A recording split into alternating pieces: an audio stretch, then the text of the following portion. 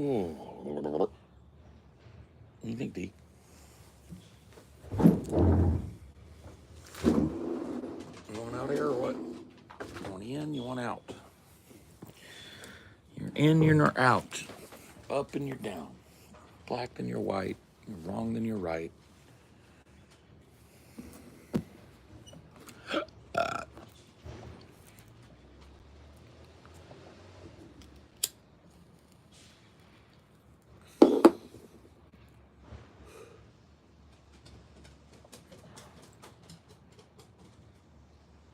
You're on a mission.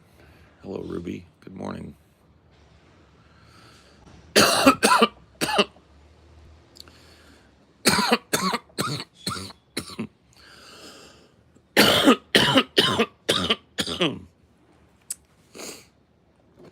Good morning, good morning, good morning.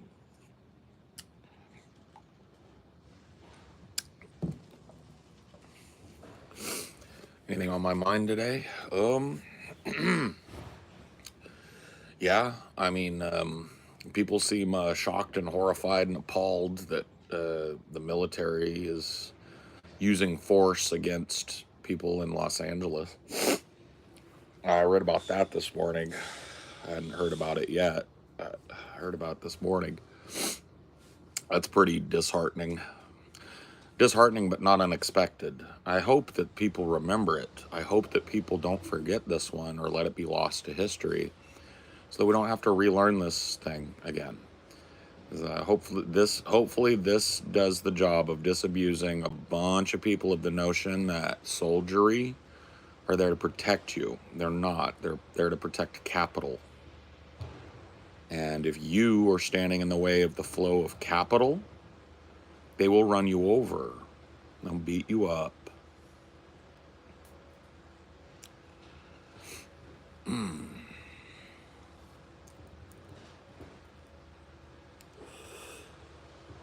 History is one of the least appreciated subjects in school. I don't know about that. But I mean, it's still there in school, you know what I mean? I just think it's like not really extensively taught. But I think the least appreciated subjects in school are the arts, because they are always the first thing to get cut. Never the football team, never the rallies, never the cheerleading budget, never the marching band. Well, I guess marching band would fit. You know what I mean? It's always band, it's always drama, it's always extracurriculars, and all of that stuff is art. And we live in a fucking artless society now, where people have no idea how to critique art or experience it or look at it beyond a surface level. And I think that is even more devastating than a people that don't know their own history.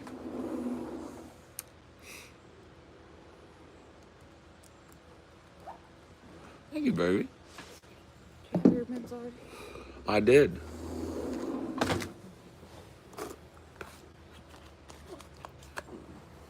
Ugh. This could be hard.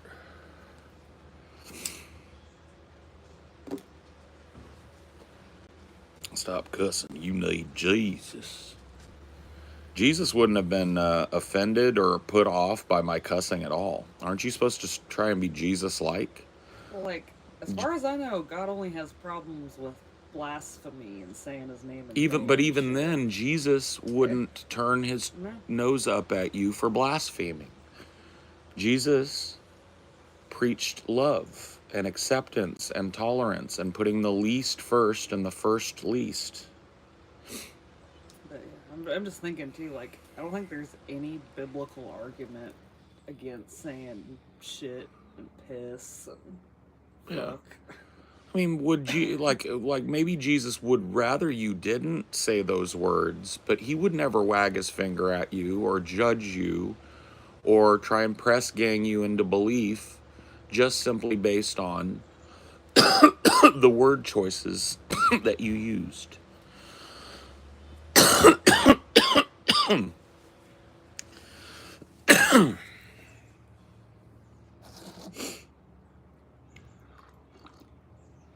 Your jacket $89 from E10. My jacket is, I don't remember what I paid for it. I don't think it was $89, and it's just a Pismo Beach jacket. Yeah, it's just like a big screen printing shop Yeah. that I don't think they get it from anywhere. I think maybe they just have a screen printed in the back. Maybe they just have like local places and they grab Yeah. the stuff that they like and Yeah. put it all there. Yeah, it was just a big tourist screen printing, keychains and bracelets and necklaces and license plate covers and all that shit. Like a gift shop. But this one that I got this from specializes in screen printing and clothing most of all. It's like tourist shirts and shit. Pretty sure they have it on E10. They have the Pismo Salty Vibes shirt on, I doubt it. Where are you from, boss? I'm from the West Coast, California originally. I live in Washington State now.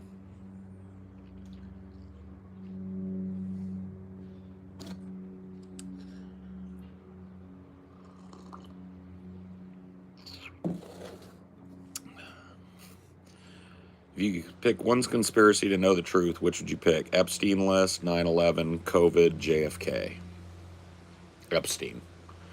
I think the Epstein list, the full unredacted Epstein list, would be the most, because like there was a time I probably would have said 9/11, right? Because I think that that would be the most impactful one right now, because I think that there are dozens of people serving in the government and appointed by the government and serving in the judiciary and appointed to the judiciary that were on that fucking list. And they're looking down their nose at other people and they're making rules that involve us, and they broke their dicks off in children. So, yeah. Bug guy's coming soon. Forgot. Oh. Well, he doesn't spray out here, does he? He sprays down there. Well, he does like the door edges and stuff. Well, fuck. Let Dino do his potty. That fucking sucks ass. Fuck that bug guy. I spaced out that he was gonna come. I don't really say a time on the appointment. Shit.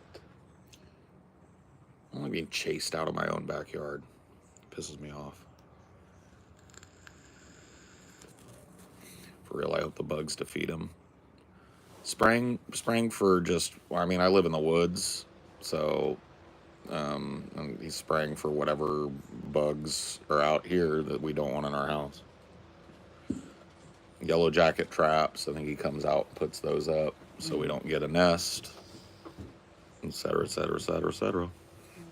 All right, I guess I gotta go inside. So I shall. Oh, thanks. I'll get that too, because I don't want that all bug juiced.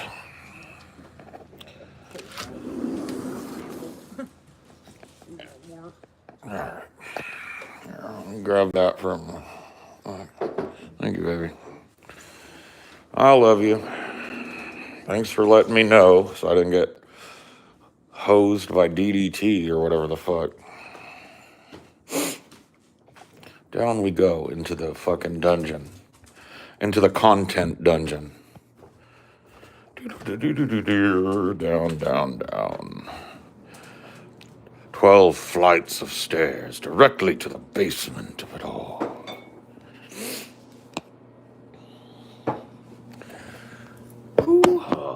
Whoa, whoa, buddy, don't fall. That would not be good. There we go. Oh, there. Okay. Whee! Hallelujah, I can see. Well, well, well. Wouldn't you know it? Dude.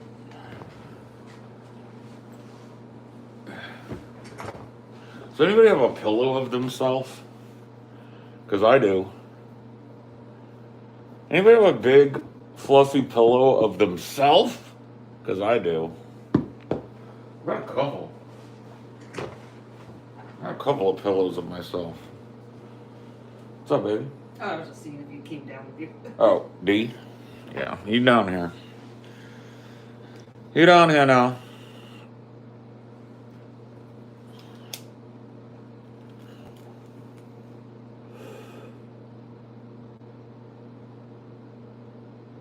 What, bro? You said what?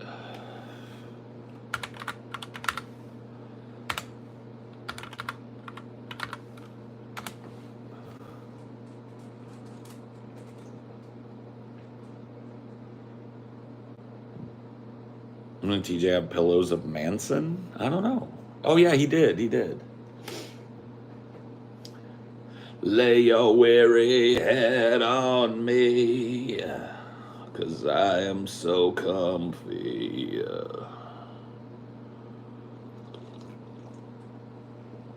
Uh, you're hot, then you're cold. You're yes, then you're no. You're... Fuck. Not again, man. Not again. Not again. Are you good in singing? Oh yeah, bro. I got the voice of an angel.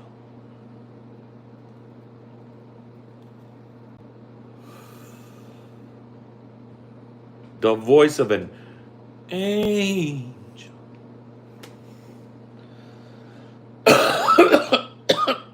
Totally angelic. The kid has pipes. Fuck. I'm also coughing my fucking lungs out. Based. Is that gonna... Yeah, alright. Charge these bitches. I need them.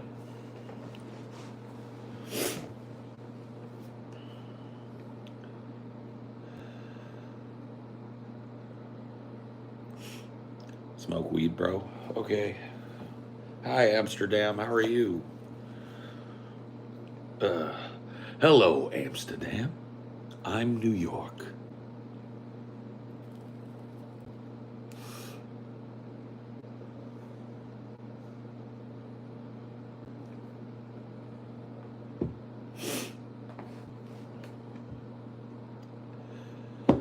Can we collaborate on what?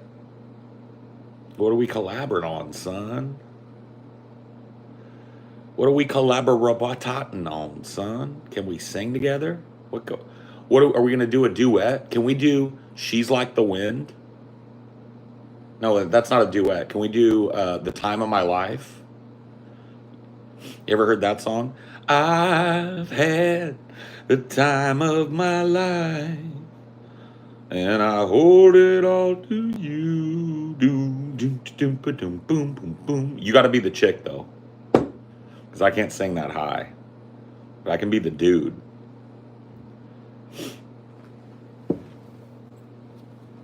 Just remember, you're the one thing I can't get enough of.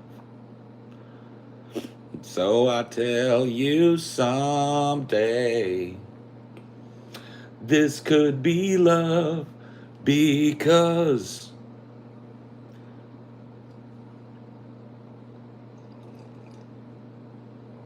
never heard such a song?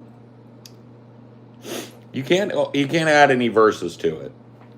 We're covering a duet, okay, called "The Time of My Life."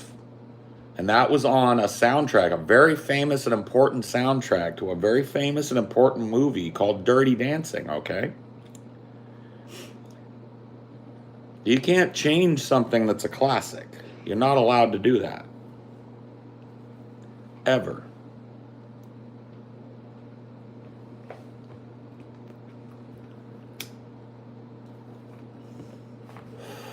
Nobody puts Pauly in the corner. Nobody. Not a fan of Dirty Dancing? Oh, I mean, different strokes for different folks. I mean, I'm never butthurt that somebody didn't like a movie that I like. Not really. I'm not the hugest fan of Dirty Dancing, but it's a pretty fun movie, honestly. And pretty nostalgic movie for me, too, because, you know, just heavy 80s aesthetics. Overrated? Yeah, maybe.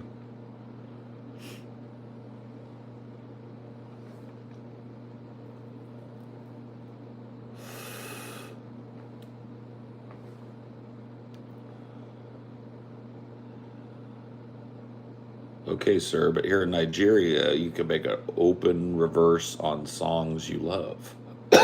Oh, you could do that here too. Like a remix. So you want to do like a remix. That's what I'm hearing from you, is that you would like a remix.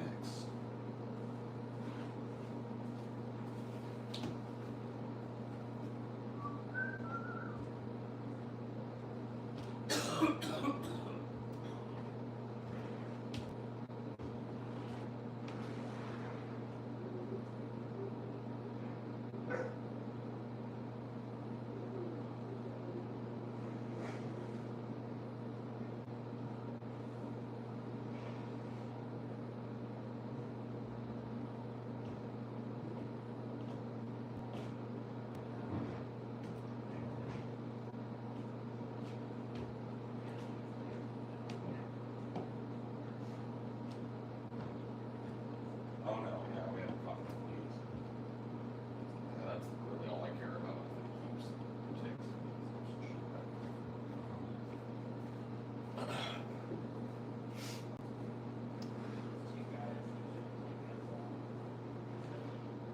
Gotcha. Ooh-wee.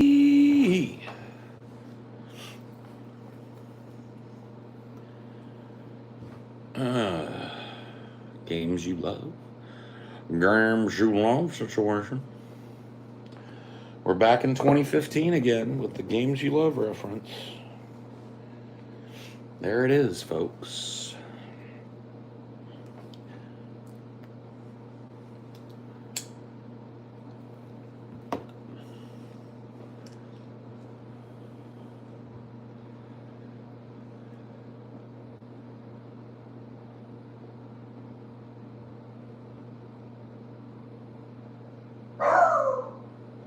Oh, Dinor. Oh, Dinor.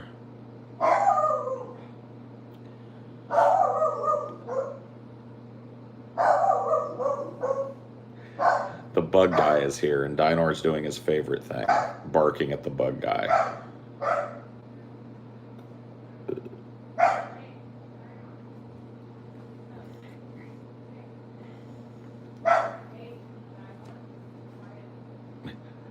Such a goober. We know, D. We know. It's the only thing keeping me safe. I know.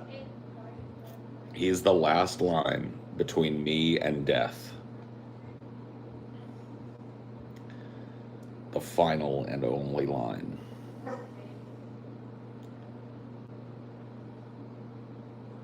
Bro! Yeah. AC guy was at our house replacing the evaporator coils. The cats ran in terror. Oh, God, yeah. Dinor. But you know what the thing is? And it's just like, people don't want to do this shit, and I don't blame them, but like, if these dudes came to the door and just patted Dinor on the head and let him sniff, then he'd shut up. Then he'd be like, oh, these are friends. Like, Dinor doesn't like people he doesn't know showing up to the house. And when he can't tell who it is, he barks indiscriminately, right? So, like, he'll hear, even though, I don't know why he hasn't learned this yet. Because even though only really Amelia and me ever come and go by the garage, if Amelia leaves and then comes home by the garage and Dinor can't see that it was her that pulled up, he's gonna fucking blow up. So yeah, Dinor is very much like, if I don't know you, I don't want you near me. Or I don't want you near my home. He desperately wants to get near you, but not to bite you or menace you. He wants to sniff you and wag his tail at you and sniff you and have you pat him on the head or the butt. And once that's happened, he knows you're good people and you can come on in and do whatever you want. You're gonna be his favorite thing for about 6 hours. The little baroof. Oh my God.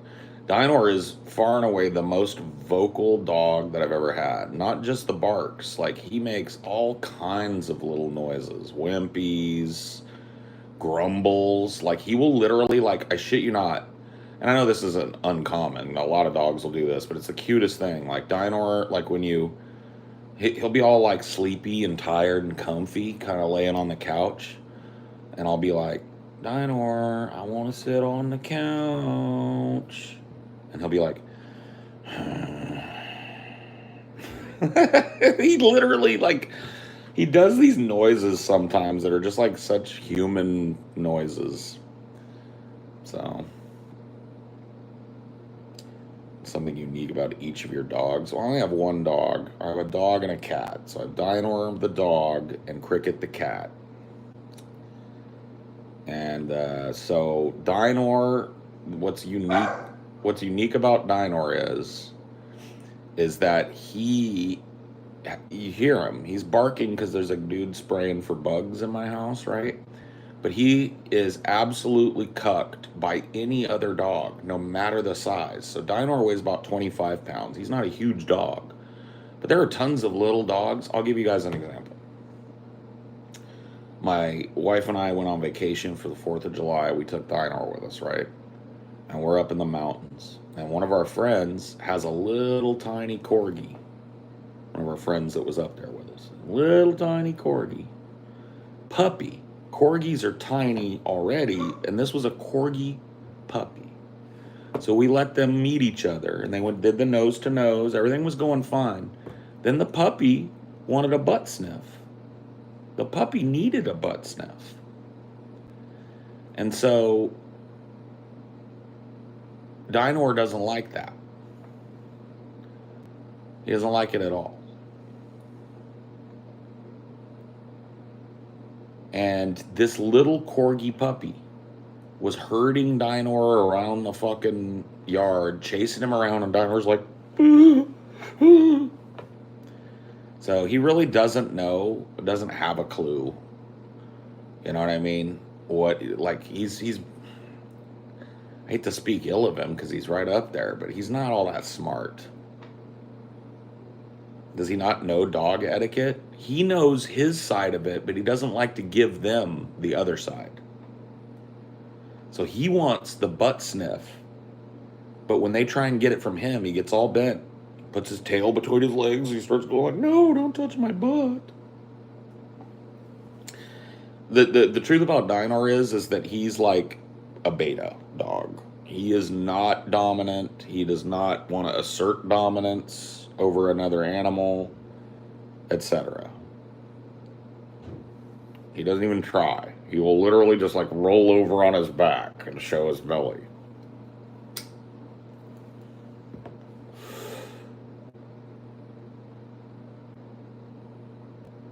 Dinor just has some secrets that his butt can tell. Maybe so, man. I don't know. Man. He's not meant to be a guard dog. No. God, no. Well, I mean, like, guard dogs are not just dogs that attack. That's an interesting fact, right? So guard dogs are guards that will attack, protect, or alert, right? So Dinor is actually a pretty fucking good guard dog. Because I'm telling you what, dude, if anybody that isn't being profoundly sneaky gets within 20, 30 feet of my front door, yeah, Dinor is gonna fucking tell me, you know?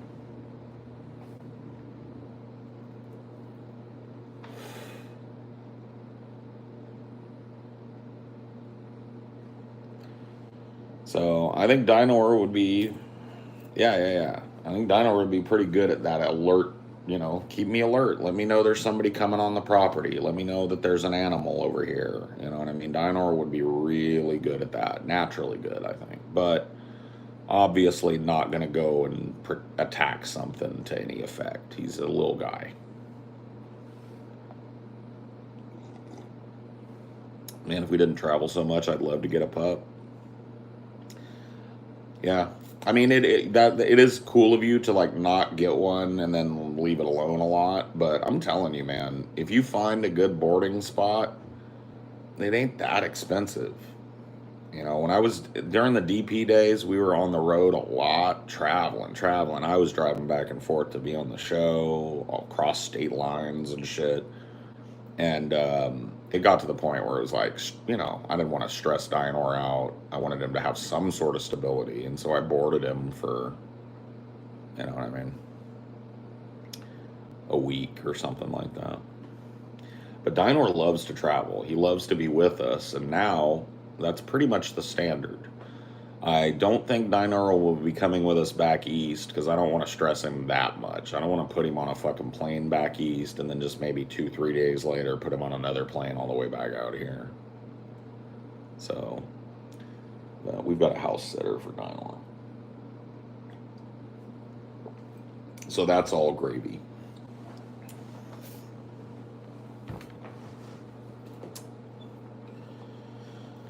Dog versus cat, which is better? Don't care. I mean, I don't know. I think they each have their own unique ups and downs to them, you know? That's the way that usually goes.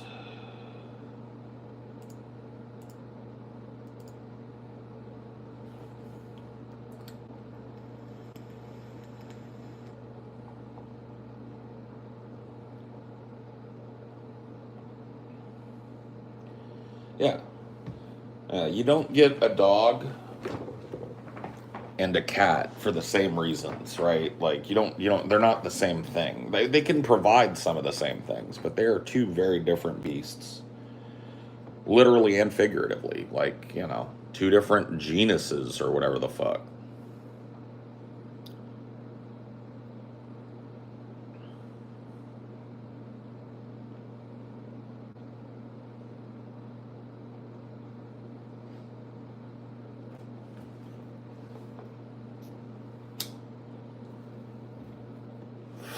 Yeah, most cats. Now, some cats, when you get a cat, you don't, because that's the thing. There's wide variance in animal temperament and behavior and attitude and stuff, right? Dogs, I think, are far more susceptible to like training and environment. And cats, sometimes you just get a cat that's fucking insane. TJ has two of them.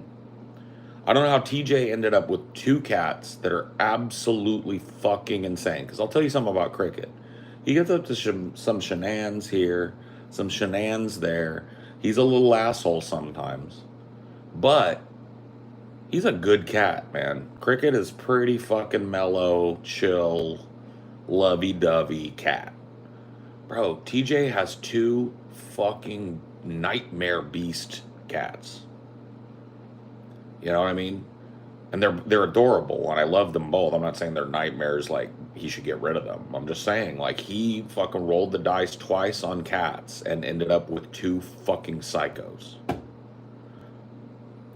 So he's got fucking Squex, and then Squex is outdone by Corn Pop.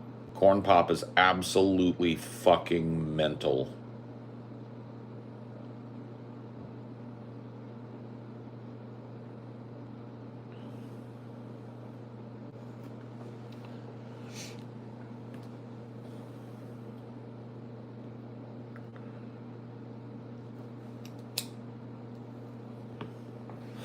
Yeah, no, I mean, I've had dogs my whole life. I work from home now, but when I didn't, yeah, my dogs can handle me 8-10 hours at a fucking shift. You know what I mean? When they're adults, you don't want to leave a puppy to shit all over the house for that long. But, when you have an adult animal that's potty trained and stuff, they get up to their own business, have a nice, comfortable place to be. So, yeah, no, it's all about training. Do you crate B? No. Dynor didn't take well to the crate training, but I didn't try very hard either. So I had dogs before I left my marriage. It was one of the hard things about leaving my marriage was I didn't want to bust up our dogs or be that guy. So I had to leave my dogs. And they were crate trained. And it is not what people think it is. Well, it shouldn't be what people think it is, right? A lot of people think, oh, crate training means you lock your dog in a fucking cage all day. And it's like, no. Crate training is about, so dogs are naturally den animals. They seek a safe, secure, kind of dark place to be.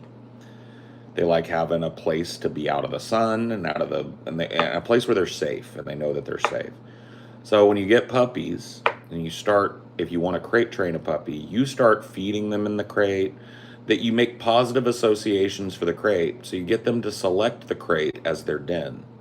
So by the time my dogs Yoshi and Koopa were crate trained, they would beg to go in the crate when they were feeling like they wanted to be in there.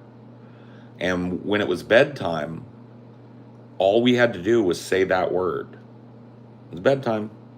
And both of them would like, whoop, and immediately go to their crate and be super happy to be in there.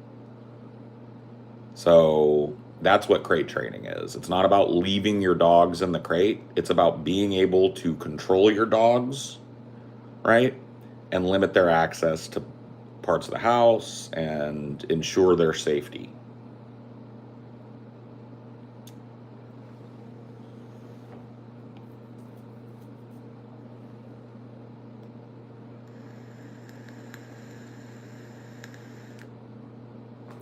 Yeah, some dogs. I've heard of that too, Ira. Like some dogs graduate from it. Yoshi and Koopa never wanted to. They loved it when they were puppies, and we just never took it away from them. It wasn't even really necessary once they were a certain age, right? Like they were fine being out in the house, but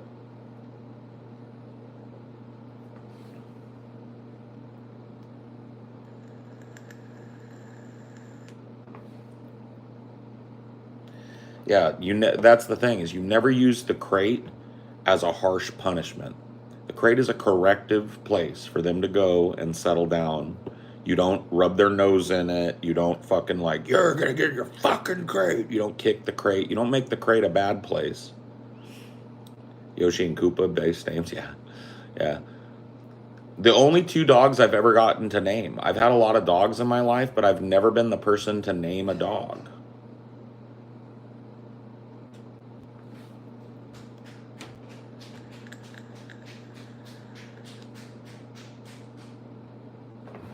Oh yeah, anytime. See, like they were Yoshi and Koopa didn't like fireworks, so on the 4th of July, you would find them in their crate where they were safe, right? They like having a place they can go, and they were crate trained, so they shared a crate. They were brother and sister, from the same litter, both fixed. Don't worry, and yeah, they shared a big crate. They were smaller dogs, and they shared a big crate when they were adults. And they would just go straight to it every night. They didn't want to get up on the bed with us. They slept in their crate with each other.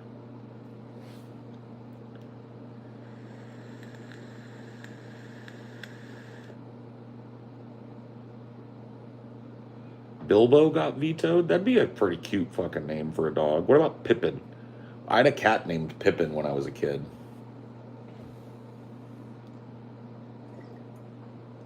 Well, I didn't have a cat. There was like a stray that my mom fed for a while, and his name was Pippin. We named him Pippin when we were kids.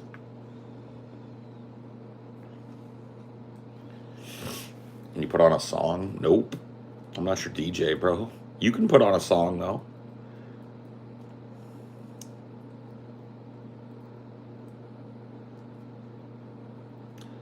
My aunt's cat was named Pippin. I think it's probably a pretty common name. I think Lord of the Rings names are probably going to be pretty fucking common for animals.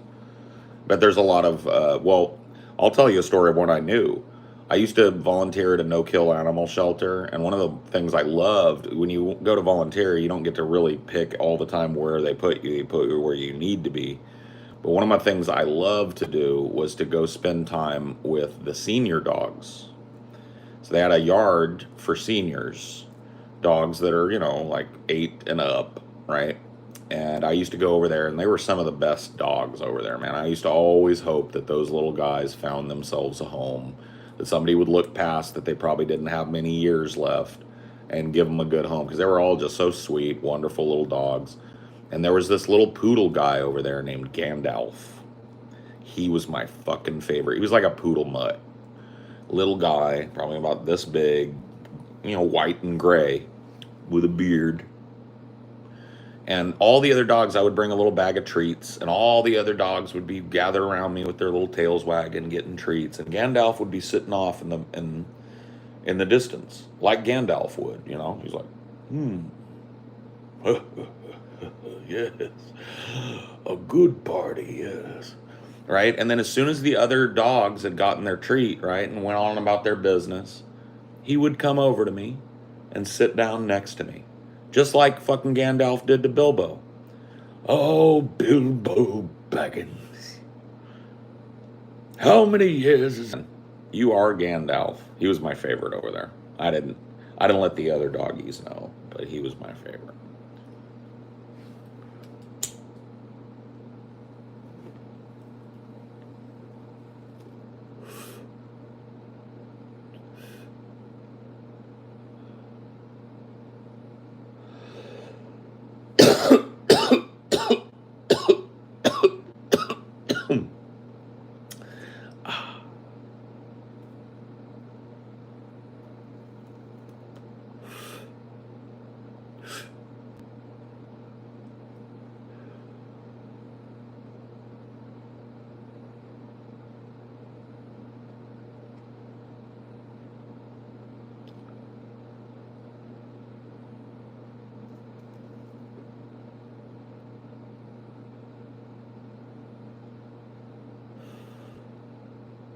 The audio cutting out? I haven't said anything in like a minute. I've just been like contemplating my joint for like a minute. But yeah, you might be having a little bit of lagadociousness on your end. Or maybe I'm having a little bit of lagadociousness. I don't know. Let me hit that shit, bro. Why are you people always fucking... You guys, you grazers, bro. Grazers. Not, you know what? I've had a billion people while I'm in here smoking a joint come in and go like, let me hit that shit. Like a fucking retard, right? But you know what? It's never happened once. Hey, bro, I got next. You want to smoke this one with me? Nobody ever brings their own and offers it to me. So why the fuck would I give you a hit? Not one time in my whole career. And I gotta tell you, bro, this is gonna age me a little bit. It's gonna age me a little bit. I've been doing this damn near 20 years. Believe it. Not one time has anybody ever brought their own joint and been like, hey, Paul Zigo, you look like you could use a hit. You want a hit, bro? Never. So I'll tell you what, man. You ain't chipped in on this situation. So guess what? This is not for you.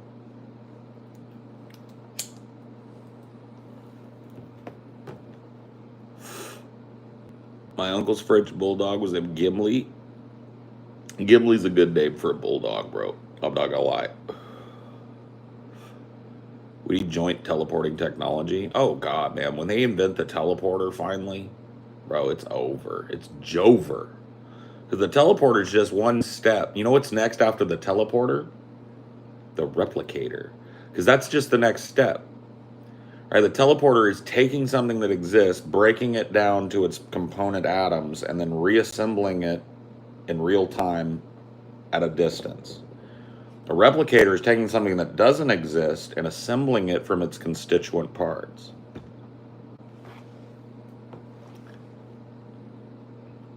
I don't know about the time traveling, though. I don't know if that's possible, man. But yeah, I guess it will probably come after that.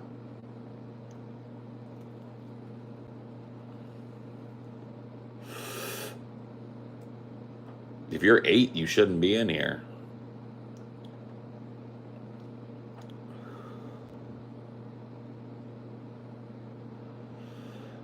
Please tell me somebody has at least offered you bud at the meetups. Oh my God, bro.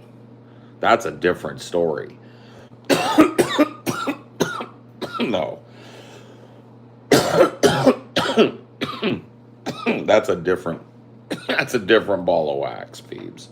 Bro, a guy at the meetup, you want to know what the coolest weed I ever got at a meetup was? This was a DP meetup, and we did a meetup in Seattle at a place called the Fun House.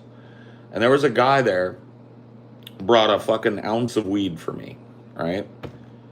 No, it wasn't the Fun House. Which one did he bring it to? Sorry, my memory is all over the place. I'm just trying to give the right spot. This was an LA meetup. So it must have been the Mint. So this was a DFF meetup, not a DP meetup. Because I remember it being in LA. So anyway, because the conundrum was I was living in Louisiana at the time. And this dude just gave me an O. You know what I mean? And I don't think I'm probably going to smoke an O in the 3 more days I'm here. I mean, I could. But I would have to work. I'd have to smoke it like a job. You know what I mean? Like, I don't know about all that. And so I was like, thanks, bro. But he showed me his card and everything. He was a geneticist that worked at a grow op, and he specialized in hybridization of weed.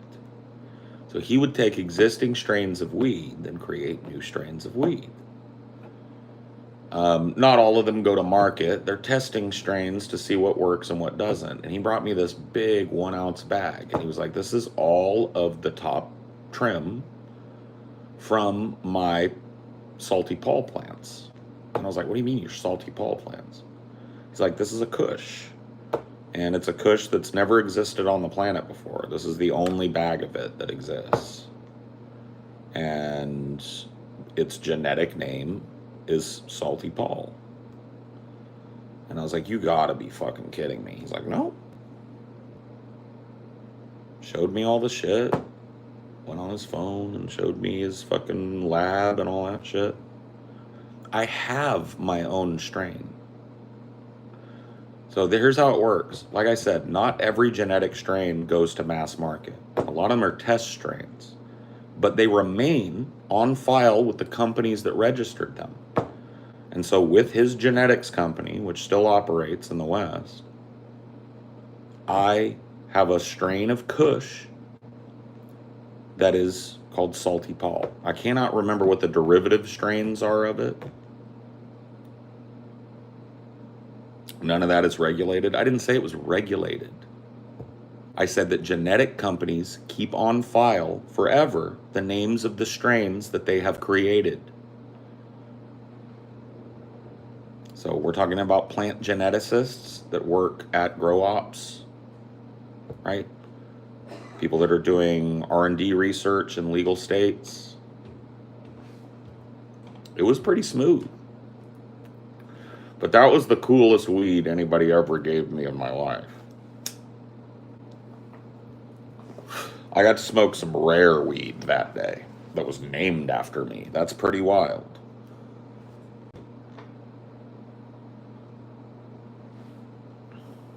You want some Salty Paul? Unfortunately, I've never seen it at the market, but if it ever shows up, you know who it's named after. There's a slim to zero chance that it'll ever actually find itself on a shelf as Salty Paul.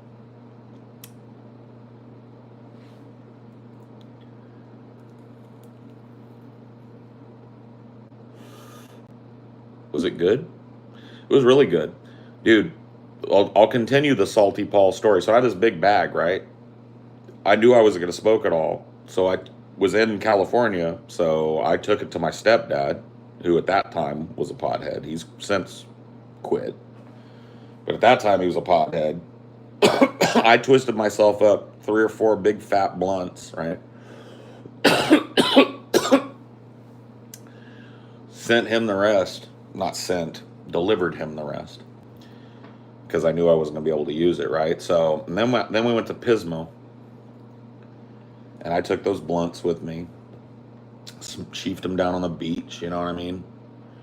And we were down on the beach, and I was ready to kind of cash it in. So I let the joint go out, and I tucked it behind my ear.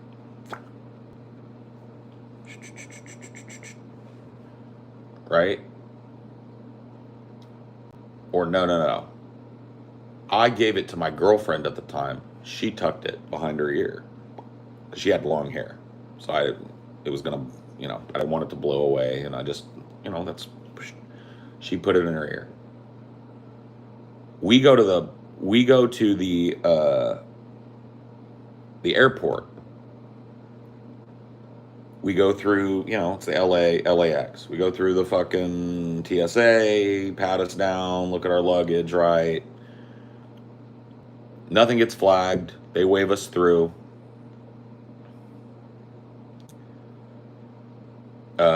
We go through the whole fucking goddamn thing, blah, blah, blah, blah, blah, right? Get on the plane. We're in the air at altitude, halfway between California and Louisiana. California, recreationally legal at the time. Louisiana, only very strictly medicinally legal at that time, and definitely illegal to fly in with weed. I'm sitting there, man, and I'm smelling weed. I'm like, man, I gotta do my shirt laundry or something. And then all of a sudden I look over at my girlfriend, and she's like moving her hair. That joint is still like, and I was like, pulled it out, like stashed it. I was like, oh no. So the last bit of Salty Paul, maybe that anybody ever will smoke, was smoked in a very illegal state because it flew on a plane with me from Cali to Louisiana. How's the flood in Texas? I have no fucking clue. I don't live in Texas. I live in Washington State.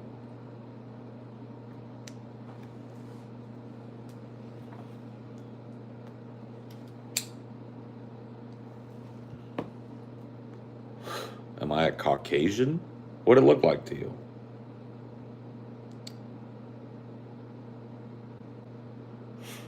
You have terabytes of that stuff? You mean your mom's OnlyFans? Yeah. Yeah. That bitch is banging, bro. That old bitch floppy tits make me fucking go wild, bro. You caught me in 4K, bro. I got terabytes of that shit.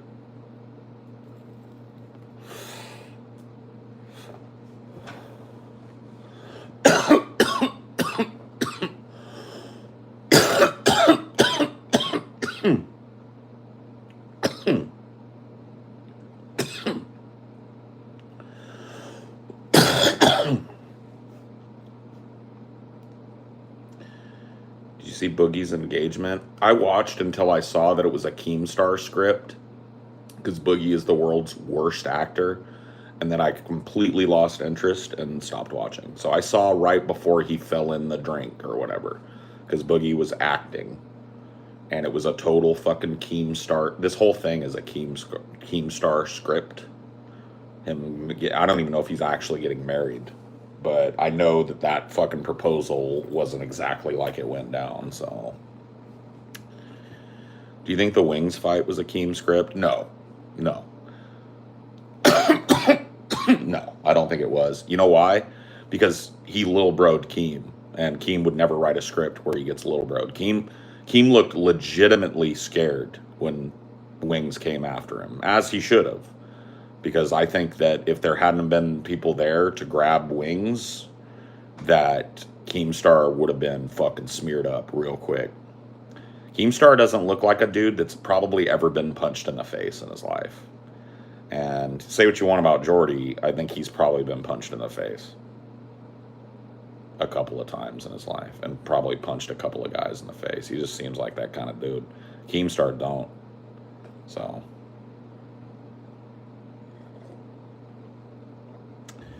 Paul, if it paid well, would you ever debase yourself to the level of what Boogie is doing? I mean, in some people's eyes, I already have. Duty Stain Challenge, Wheel of Misfortune, The Billy fight, et cetera, et cetera. Right?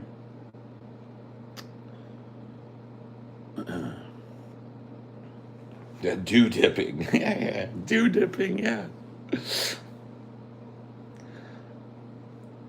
Dude, here's the thing. Here's why I'm so fascinated with Jordy, because so many people are fascinated with him, and Jordy is literally like a character from where I grew up. I feel like I grew up around about 200 Jordys. Like, I just know his mentality. I know that, like, Southern blue collar mentality that he has. And I know what it's like to hear somebody who's the laziest motherfucker that you know talk about work ethic and their mentality and their truck that they want to get, but they have no plans of getting it. Like, he's just a dude that I've met 100 times in my life growing up.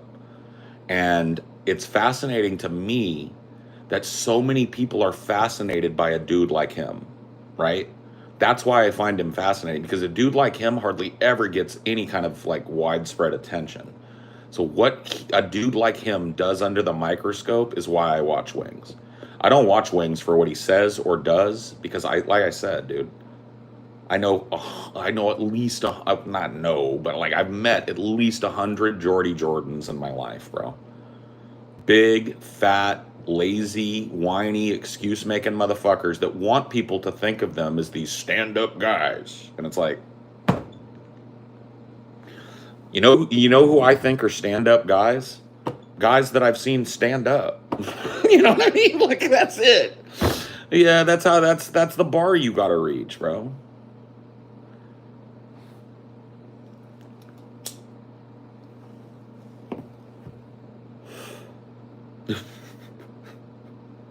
That's it.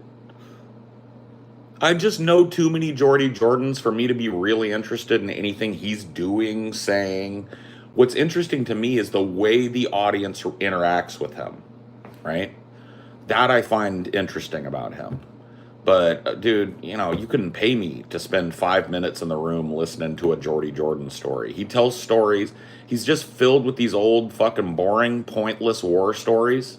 He'll tell you like, one time I was fabricating a fucking lawnmower at my job that I had 18 years ago that I still talk about like it was yesterday. And I was fabricating a lawnmower at my job, and I tell you what, I was trying to pull that thing, man. I pulled my back out so bad ripping that cord. Anyway, and like, so if you go down through the fucking story, right? The story is, I wanted to remind you that I had a job once and got injured on it or something because I'm a man. Because I'm sitting here like a big fat lump eating Wendy's and guzzling beer or whatever it is, right? I just know too many Jordy Jordans to be entertained by him. Like, I can be Jordy Jordan at the drop of a hat because I've met so many of them, you know? So, that's how I feel about him. Boogie, not really entertained by Boogie until he's caught in a lie. But genuinely, not a Keemstar scripted lie, but an actual Boogie 2988 lie. I have cancer, etc. Right? When the internet at large can catch Boogie in a massive, grotesque, self-serving, narcissistic Boogie lie, and then he feels like he's going to go live and repair it, or convince people he didn't lie or whatever, that is when Boogie shines. Boogie shines when people that are smarter than him on their worst day are in a room grilling the fuck out of him and pointing out his logical inconsistencies. Because Boogie will leap up, threaten to cut his wrists, punch himself in the face. I mean, Boogie is literally the guy that when backed into a corner, he doesn't know how to just admit defeat because his ego is bigger. You know what? Boogie's ego is the only thing on him that's bigger than that pouch that's below his gut, that second gunt that he's got. It's the only thing on his body, only single thing, one single thing on his body that is larger than that is his ego.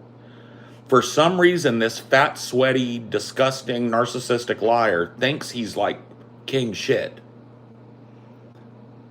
Oh yeah, no, the bloopa, dude. A fupa is a fat upper pelvic area. Bro, Boogie's got two fupas. It's a tupa. Boogie lifts up his fupa and another fupa flops out. I'm not even kidding either. The secret Boogie flap, bro. Like, and I'm not trying to make fun. I'm fatter than fuck, but I mean, come on, bro. I have one fupa. Okay? One. This motherfucker's got a secret hidden fupa that he can unleash on you at any time. That is wild.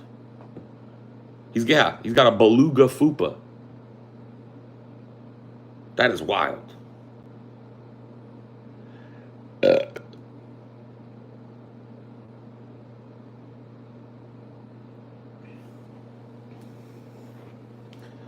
That shit is crazy.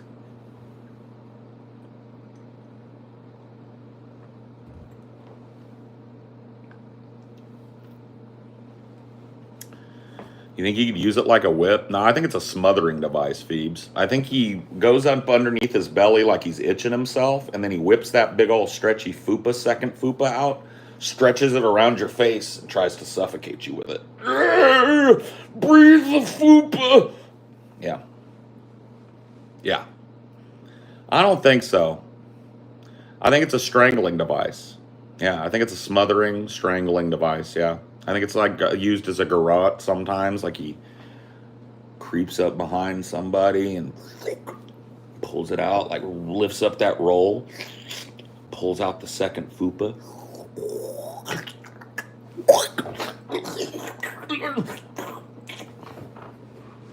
It's the only way Boogie can get on top of you, you know what I mean? Because he's such a little pussy.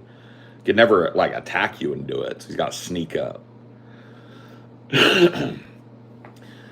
Okay, I got to ask you guys a question. Now that Boogie's getting married, it's off the table. There's not, now that his marriage is a Keemstar script, we can talk about anything. So let's do something that we don't want to do. I want everybody to, let's imagine Boogie and his bride-to-be. Let's imagine their average sex life. Because I have a question that disgusts me, and I need to get it out of my head. And I have to take you with me, and I'm sorry for that. I'm sorry to put it in your head.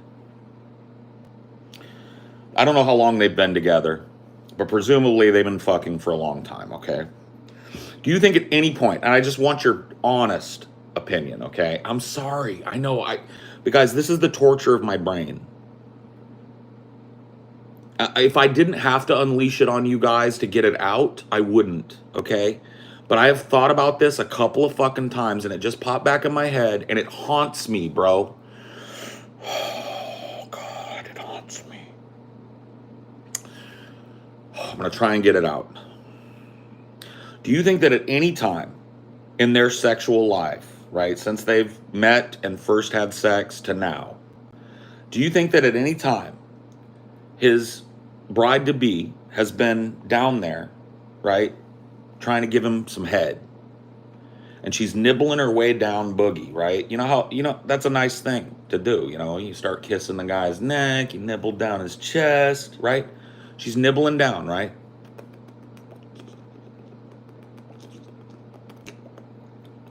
Right? She's doing that shit, right? She gets down to the first normal fupa, right? She's nibbling it. Giving it a little. Right?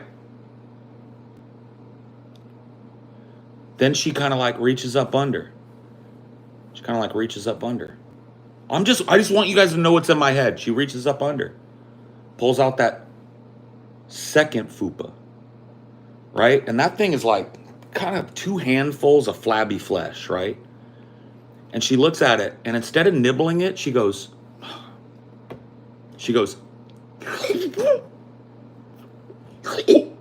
and sucks as much of that fupa into her mouth as she can, and just like,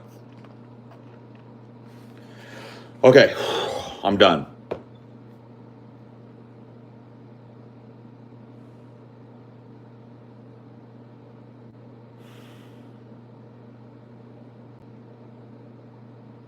I'm sorry I had to do that to you. But it was the only way it was coming out of my head, bro. It was the only way. Like, yeah, like a newborn calf. Yeah. Suckling it as much as she can fit. Just a mouthful of foop. Okay, I'm done. I'm not going to add any more descriptors because I know that's so fucking bad. But okay, now that you've ridden through that chat with me, one's in the chat if you think it's happened, two's in the chat if you think it hasn't happened, 3 for the manatee. Let's do it. Old school polling. Let's do it. 1 in the chat, it's happened. 2 in the chat, never happened. 3 for the manatee.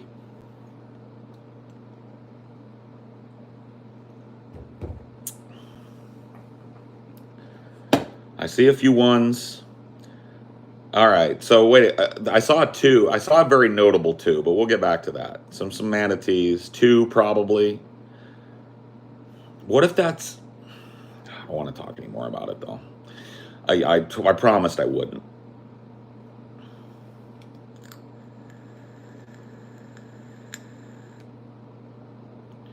Bro, I'm sorry.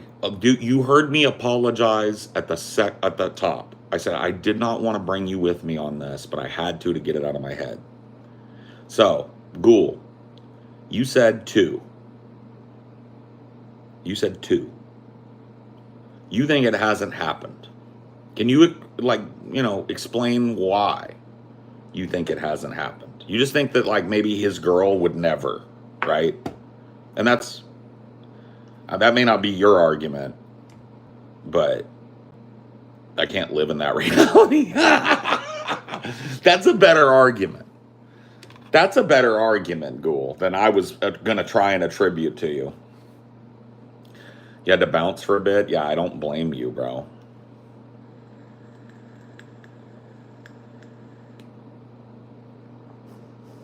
You missed, you know what? I'm going to tell you something, Pranav.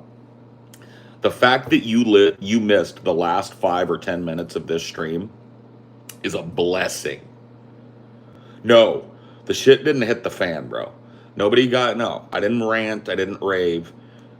I had a thought, an intrusive thought in my head. We were talking about Boogie, and I had an intrusive thought in my head, and I had to get that shit out in public because it wasn't going to go away. And I apologized to everybody, and then I told them what I was thinking about, and they literally, like, the whole chat was puke emojiing. They all hate me now. Like, I think I had 120 people in here, and like 20 of them have just fled, because they could not take what I was doing. And so you didn't miss shit, brother. You actually just, like, you must know me really well, and subconsciously you took a break or went and did something right at the right moment, because you missed exactly what I would expect everybody to miss.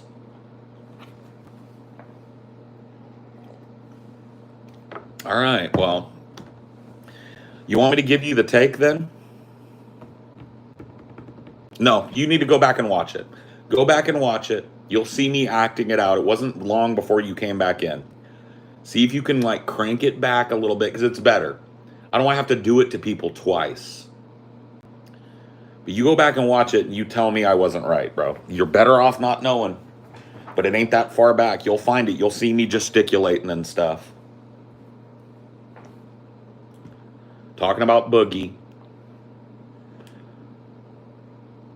All right, fair enough, dude. He's taking the dare. I can't believe he's taking the dare. You're welcome, though. I put you guys through it once, but you guys didn't sign up for 2.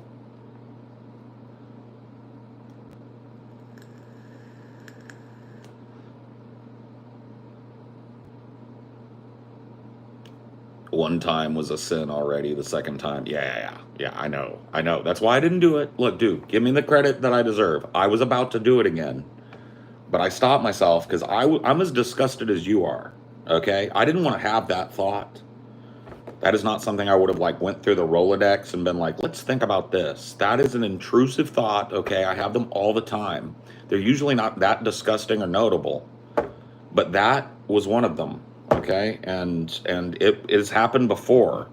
It happened the first time I saw that fupa, and I was like, I can't even put this on air yet. I don't even know what this is. What am I thinking about this for? This is fucking.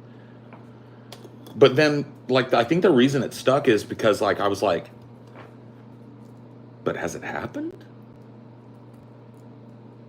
I don't know, man. I don't know where I stand. I don't know. I probably 3 for the manatee on this one because I feel like it's plausible that it happened, but it's plausible that it hasn't. It's plausible that like his girlfriend avoids that triple flap like the plague, right? She makes him lift it up so she can get at the fucking mushroom, right? But I think there's another fucking eventuality. There's another reality. There's another world where we could speculate that that's Boogie's most sensitive space, that he likes having his fupa worked. And that maybe the reason he put a ring on it is that no woman, not even those fucking LA 10s he was paying at the height of his career, has ever worked the fupa like her. Like maybe that little bitch knows how to work the fupa. That's what I'm saying. Freak bitch had to cut my other little freak off.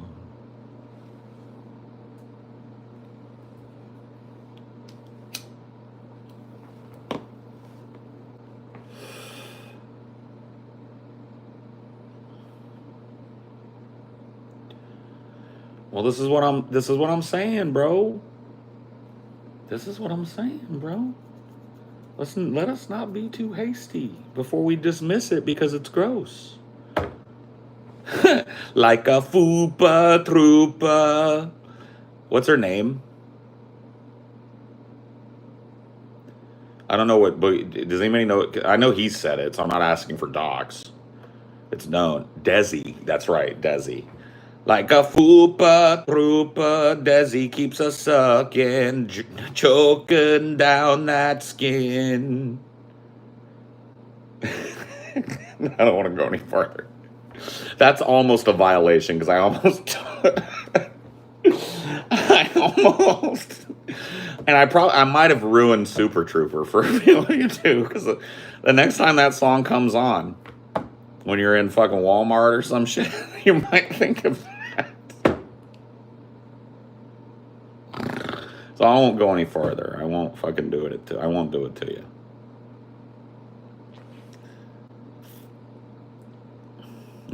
Foo papa, true papa. Stop. Oh my God. Oh. Boogie's queen, slurping fupa down on her knees. Oh yeah. She can suck, she can lick, driving that boogie so wild. Ooh, gulp that thing, suck that thing. She is the fupa queen. Dun dun dun dun dun. Don't ask me to do it to you because I'll do it to you over and over. Friday night and the lights are low. Boogie's fupa has no other place to go. Desi gets down on her knees, pulls up that belly. She's ready to please. Ready to please. Yeah, this song is by Flabba. On her knees. Dun, dun. She is the fupa queen. I think she just turned 18. Oh, yeah. Oh, my fucking God, bro. I know. That's why I said don't ask me to do it. If you love a song, don't ask me to ruin it for you because I will do it. Dude, I've gotten close to being in fist fights over this before. Not because I pissed somebody off, but because I ruined a song for somebody. Poor Flabba, dude. I know.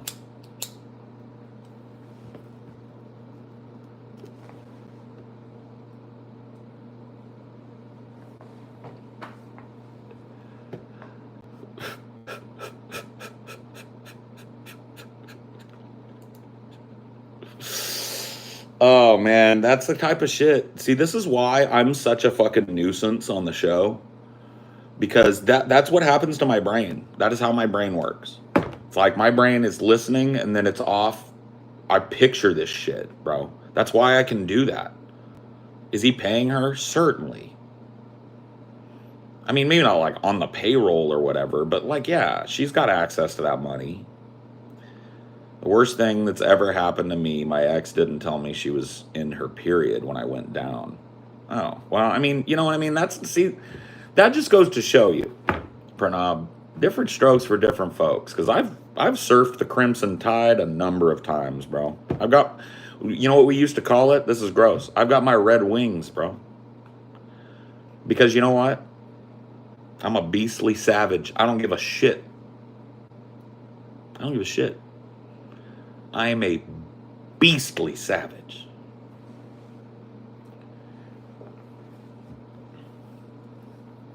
I'm not even kidding. I've been there. I've done that.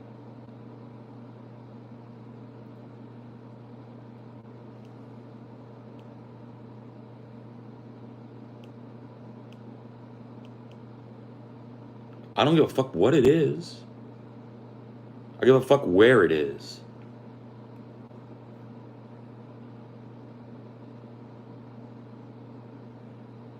I'm going. Judge me if you want. I'm going.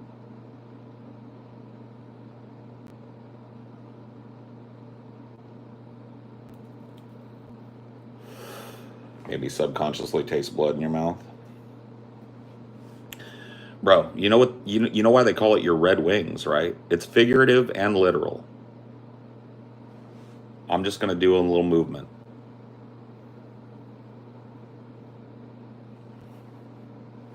That's all I have to say about that, bro.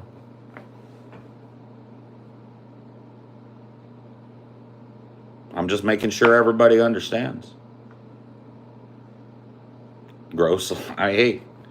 One man's gross is another man's most. Why so serious? Words were not needed. Hey, some people need that explicitness, bro.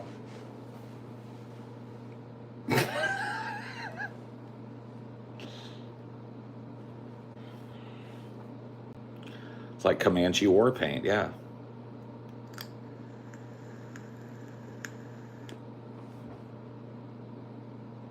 You had the red, so you've got your red wings. You just thought it was disgusting, though, bro. I got to be honest with you. You want to know how it went down with me? The first time I ever started to like go like I was going to go down on a girl, which I love doing, by the way. It's fun. One of my favorite things. The first time this happened to me, right? Oh, I'm on my period, right? And I was at her belly button, right? She's like, oh, I can't. You don't want to do that. I'm on my period. And I looked up at her, and I was like, so? She was like, I mean, you know. I was like, I don't care. She was like, all right.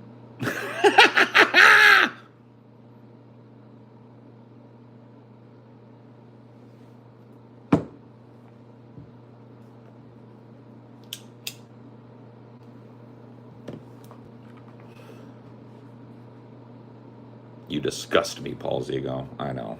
I'm a true pig. I'm a true pig of a man.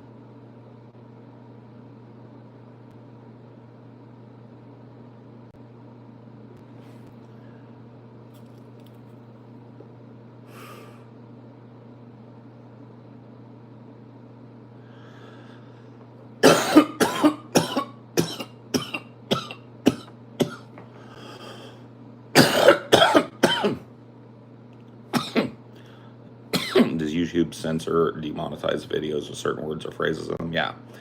This video will probably be demonetized for sexual content or whatever the fuck. That's how they work it.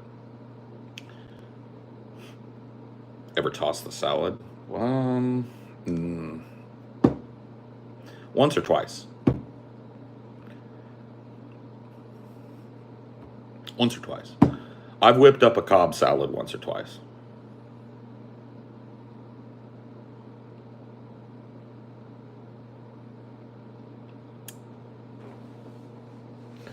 Well, yeah, exactly. I don't really care, you know.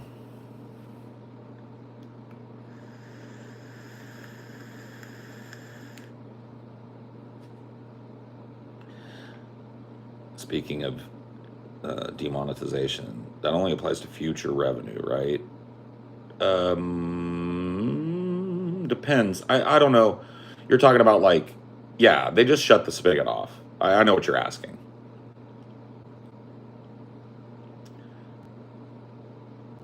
No, it doesn't. They just shut the spigot off. You just can't get donos. You get no ad dollars. You get no CPM. Yeah.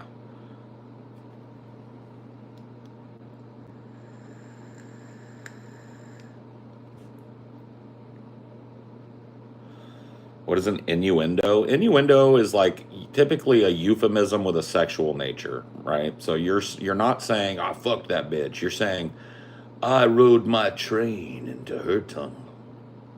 Or innuendo doesn't have to be that blatant. It can be very subtle, like a woman making sure that she touches her mouth a lot and calls attention to her lips and like, right? So it can be body language. It can be, like I said, direct euphemism where you're trying to get around the subject but still convey the meaning.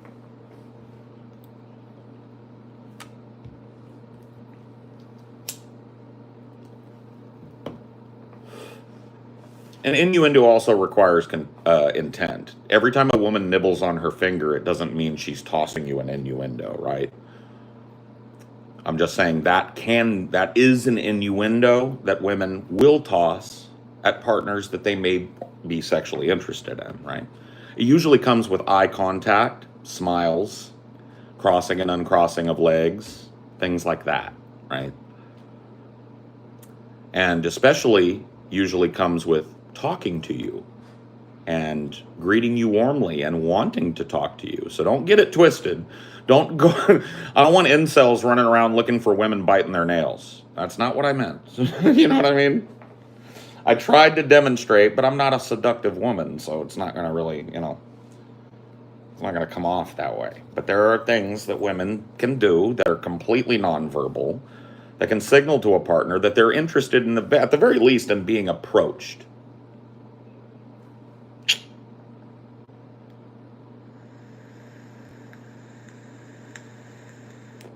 You can try and be a seductive woman if you try. Matt Blank, you will come to regret that statement. I'm telling you right now, and that's all I can say. You will come to know the truth of that statement. There will be a day where you will know the truth of that statement. And that's all I'm saying, and that's all I want to say about it, to be honest with you.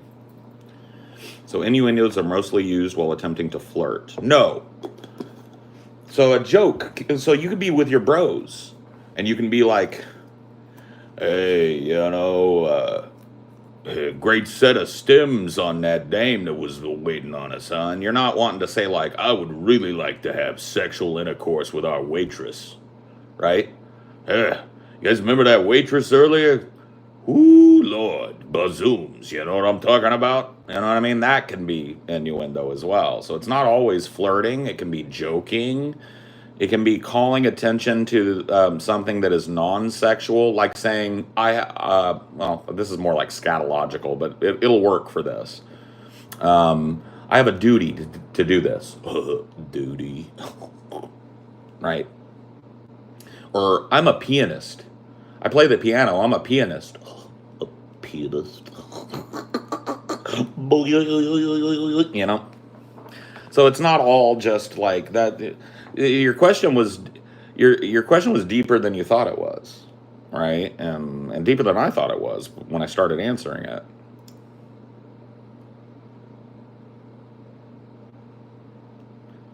Innuendo is a terrible flirting technique because it isn't subtle or appropriate. Well, like I said, innuendo comes in many forms. Innuendo can be nonverbal, right? So the way that you touch your hair, or the way that a guy holds your gaze for a little bit longer than normal, or the way that he smiles at you, or the way that a person will bite their lip sometimes, do the bottom lip thing.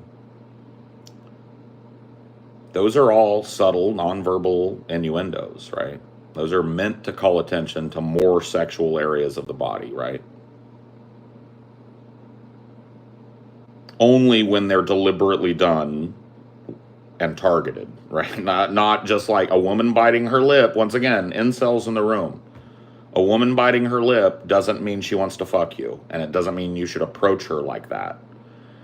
It comes with eye contact, smiles, mutual exchanges of glances, stuff like that, being receptive to you coming over, right? Like that has to happen first.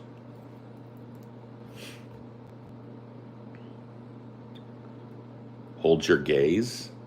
What did I say? What did I fucking say?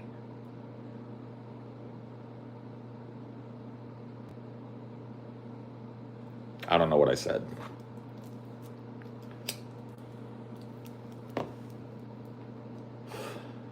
Well, technically you're right, but the way that innuendo is used colloquially is typically with a,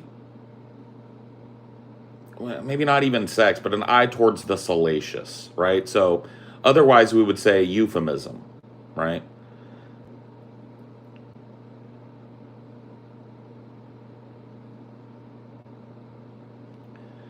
Only when deliberate, right?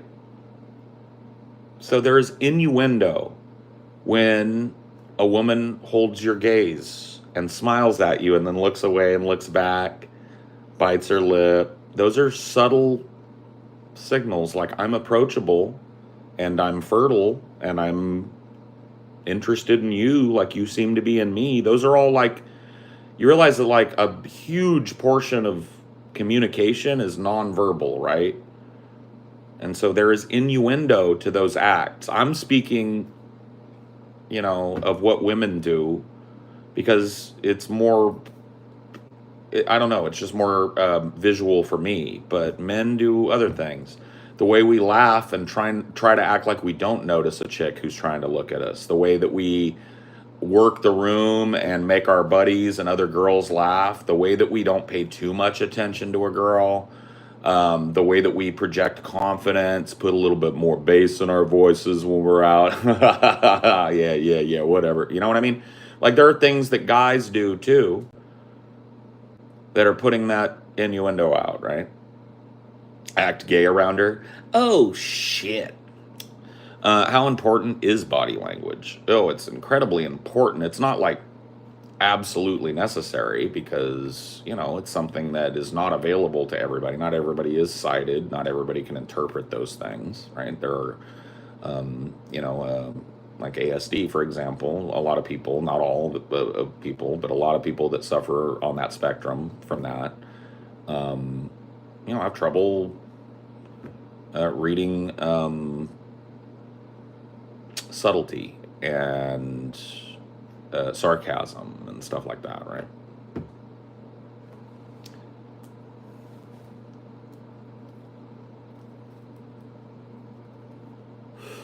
Is it important if you're flirting, especially? Only in certain situations.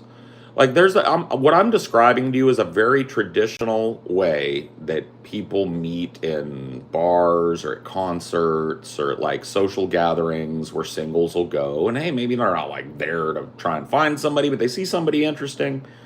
There's a mutual moment, there's a connection where they see each other and they exchange a smile, and then it happens again a couple of times, and then one approaches the other, right? That's one way, but that's not always how it has to go. There are infinite number of ways to meet a person, and there are infinite number of ways to lose a person. It's just, it all balances, right? It all comes out in the wash.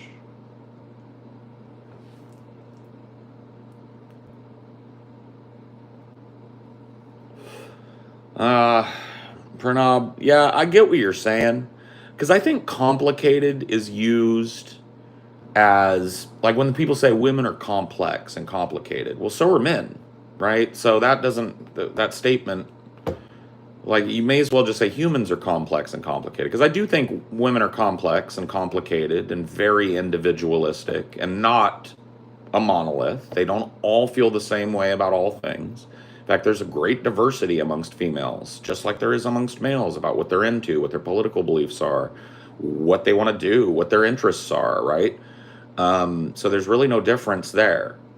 So, yeah, their complexity is more apparent to guys like you and me, right? And maybe is overplayed by guys who are in our situation because I think a lot of guys that are in our situation have trouble talking to their wives.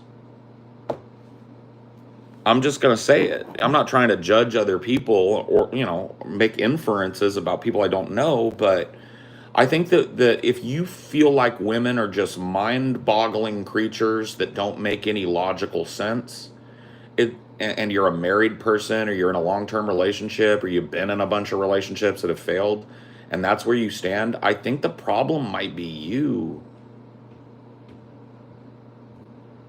and you choosing a mate. You know what I mean? I'm not saying you, Pranav. I'm just saying the broad you. That's misogyny? I don't think so. Oh, you mean the other way around? Yeah, yeah, yeah. That women are too complex and illogical. I mean, there are all kinds of words. The words hysterical are used kind of without gender now, but typically probably used more towards women. Comes from the same root word as hysterectomy. It's meant as a woman having a particular kind of like meltdown or mental health problem that is just about being a woman. Women are prone to have mental health meltdowns, so that's just a woman thing that's happening. Oh yeah, women will just break down and cry and pull their hair out and lock themselves in the room forever or whatever. That's just a woman thing. It diminishes the complex nature of human beings and then women as a subset, right? The same thing happens to men. All dudes want is this.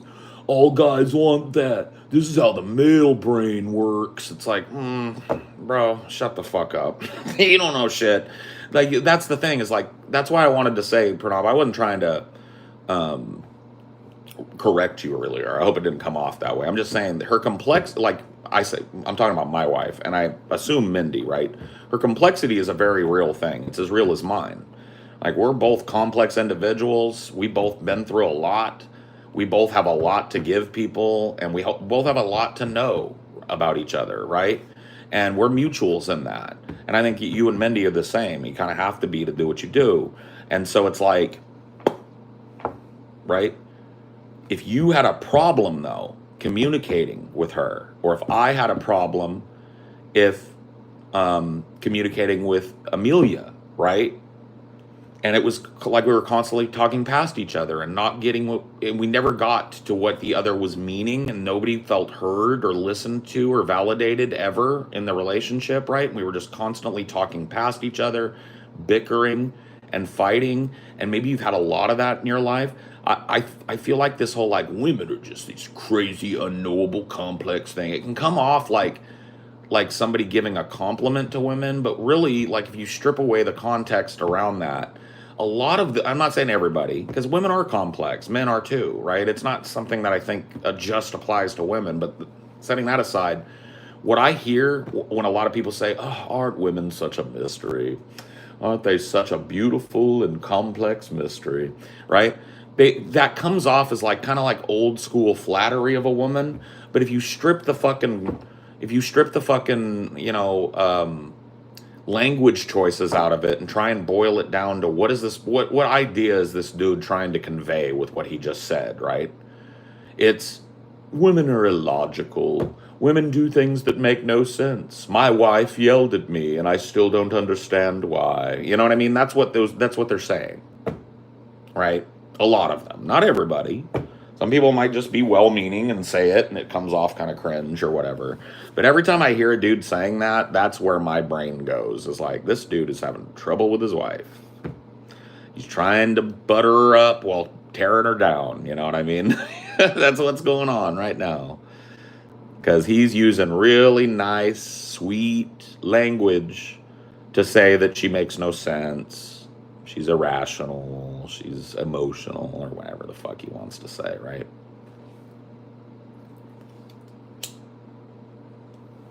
I mean, those guys didn't want to expand their horizons and try to understand what the person was looking for. Well, they didn't. Correct me if I'm wrong, Pranav. They didn't, and I'm not saying that all of the time this shit works out because I'm a divorcee, right? But let me tell you something, okay? Like, they didn't ever really, I don't think about 30 years into the future with this person and trying to imagine their life without that person and just not being able to make it make sense in any capacity, right? Because they're not in touch enough with what they want to know what they want in another person. They want a sexy girl. They want a chick that'll fucking dress up and has big boobs and a fat ass or whatever it is that you're into, right? And if you never go, they want somebody that'll cook and clean, and jerk them off when they're horny, and bathe them and be sweet and be pretty around their friends and do cute little cookies and eventually get knocked up and squirt out a baby, and then he wants her to quit her job and raise that baby while he continues doing the everything he wants, including the secretary. I mean, that's a very old school male mode of marriage, right? And a lot of dudes are trapped in that, even though it's not popular to be that guy anymore, or not, like, it was never really like out in the open, but it was way more out in the open the farther back you go, right?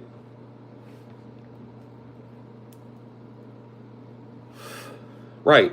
And it's like, I've changed, and Amelia and I have been together for a long time now. I mean, we're coming up on 6 years.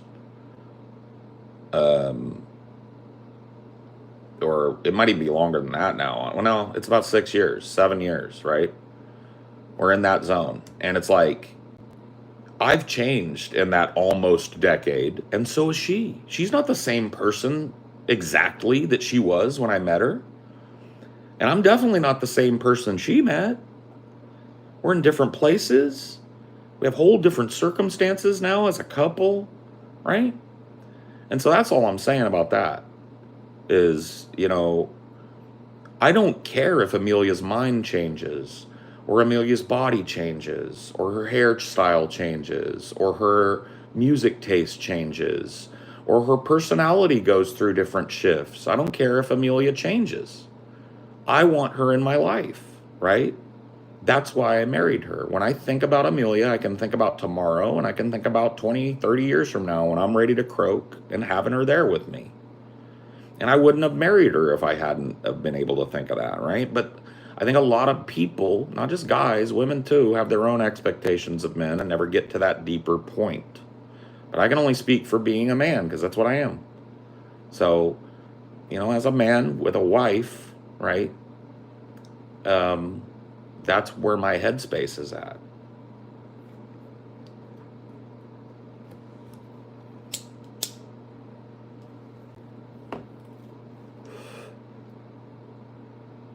Like bears and gym dudes. Well, yeah, see, but that's all physical, right? My wife is beautiful. I find her very attractive. But that's not why I want to be with her forever, right? Beyond physicality, living with a person, being around a person every second of every day, that's how you know, right? And as soon as I was around Amelia for long enough to know that, like, man, shit would just really suck without this woman in my life and without her around me and near me. And God, I hope she feels the same about me. As soon as that thought process started, bro, it was a matter of months before I put a ring pop on it. Literally. It was COVID. We couldn't go to a jewelry store, and I didn't want to buy something off Amazon for her. So I got her a ring pop. I ordered some ring pops off Amazon. I proposed with a ring pop and told her, you can pick out whatever you want, baby. We'll get you a ring. As soon as we want, whatever you want. I just didn't want to not be able to put it in my hands and look at it and roll it around before I bought it for you. It's COVID. You know where I got the idea for that, femboy? You can probably look it up. There's a an old '80s commercial for ring pops. A lollipop without a stick, a ring of flavor you can lick, and put a ring upon her finger, ring pop. So there's kids and this little boy, right? He's probably like 8 or 9 by my memory, but I don't know. He goes, "Will you wear my ring?" And the girl goes, "Ring pop," and she puts her little hand out and he puts it on there and she goes, and then the little song starts. And so that, like, dude, she wasn't even born when that, because she never knew about that commercial, and she thought it was cute, right? So it went over with her before I explained it, but I think the explanation added some context, right? Like, but that's how I did it. You know what I mean? It was COVID. We were locked down. So I got down on one knee and I put a ring on her finger. She was sitting in my office in one of these chairs. I don't think it was this chair, because this chair is newer. There's a huge caveat. We're still on our own individual people. Sundays are alone day. That's when I play video games. She watches the show. No, yeah.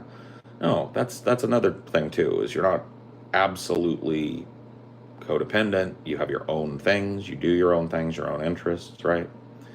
And yeah, no.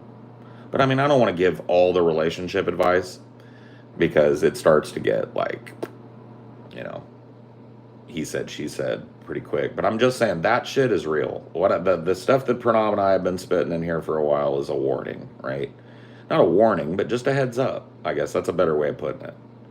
It's like, if you're not sure, you're not sure. I didn't walk down the aisle. I didn't get down on my knee with my ring pop unsure. If you're unsure, you shouldn't do that. And I'm talking about reasonable doubt of anything. I don't know if she's really the one. I don't know if this is the right time. If you have any I don't knows about what you want,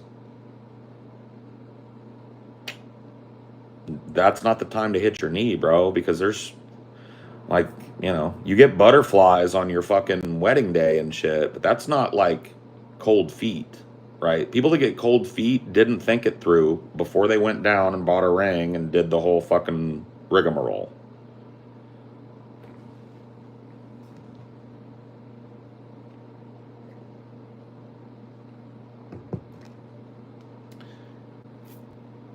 I never got to see Amelia walk down the aisle because we got married during COVID. It was literally illegal in the state we lived in to have a wedding with more than, like, you couldn't even have outdoor gatherings at the time we got married. So it's kind of sad. I've told Amelia before, like, maybe one of these days we'll do a wedding, and she doesn't seem to really care all that much. And I don't. It was never about the wedding for me. For me, it was about the commitment, right? But if I had my druthers, we wouldn't have had to get married in a justice of the peace with a pre-arranged meeting with all masked up. Got married masked up.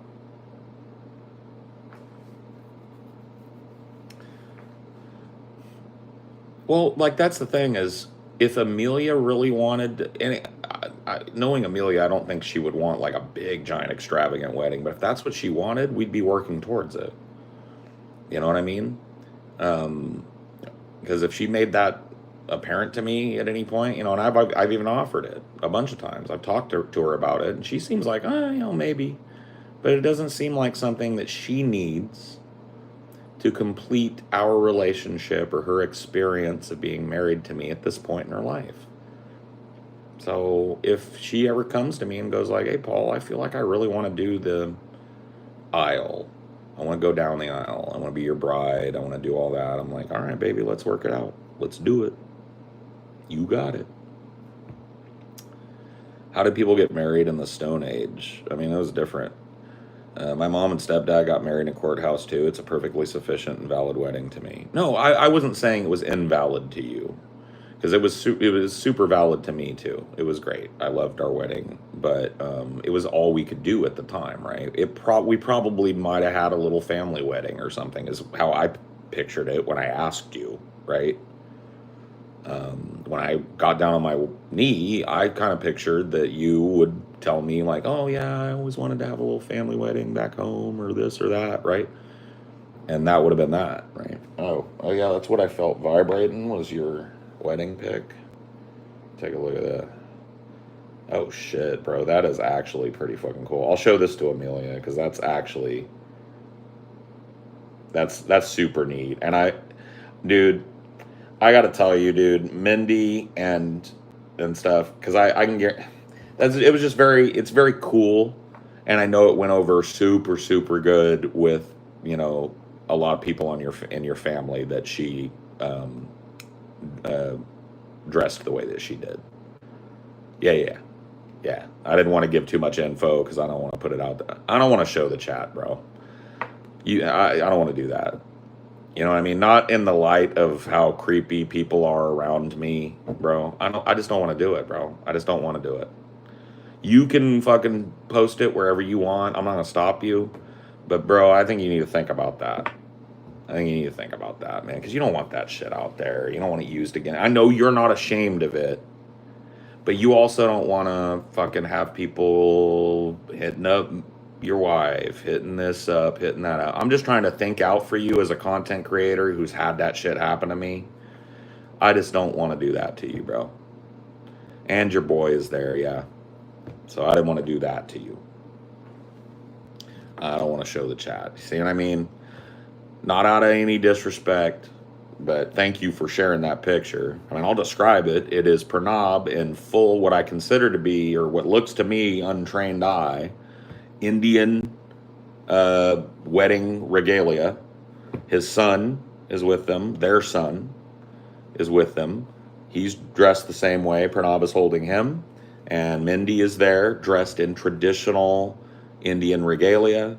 Beautiful dress with a beautiful head covering and a bindi or whatever they call that hanging down. And she's got the henna tattoos, the drawn on henna on her hands. And it is a beautiful, beautiful traditional Indian wedding.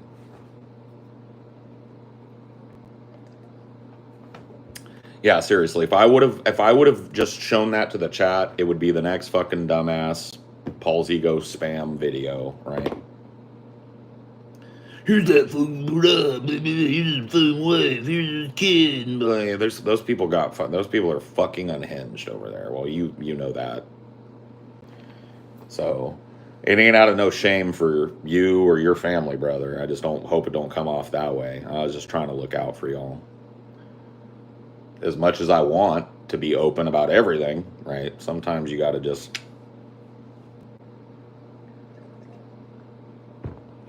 No, it's beautiful. It is actually really stunningly beautiful. I wish I could have made it. I wish I could have been there.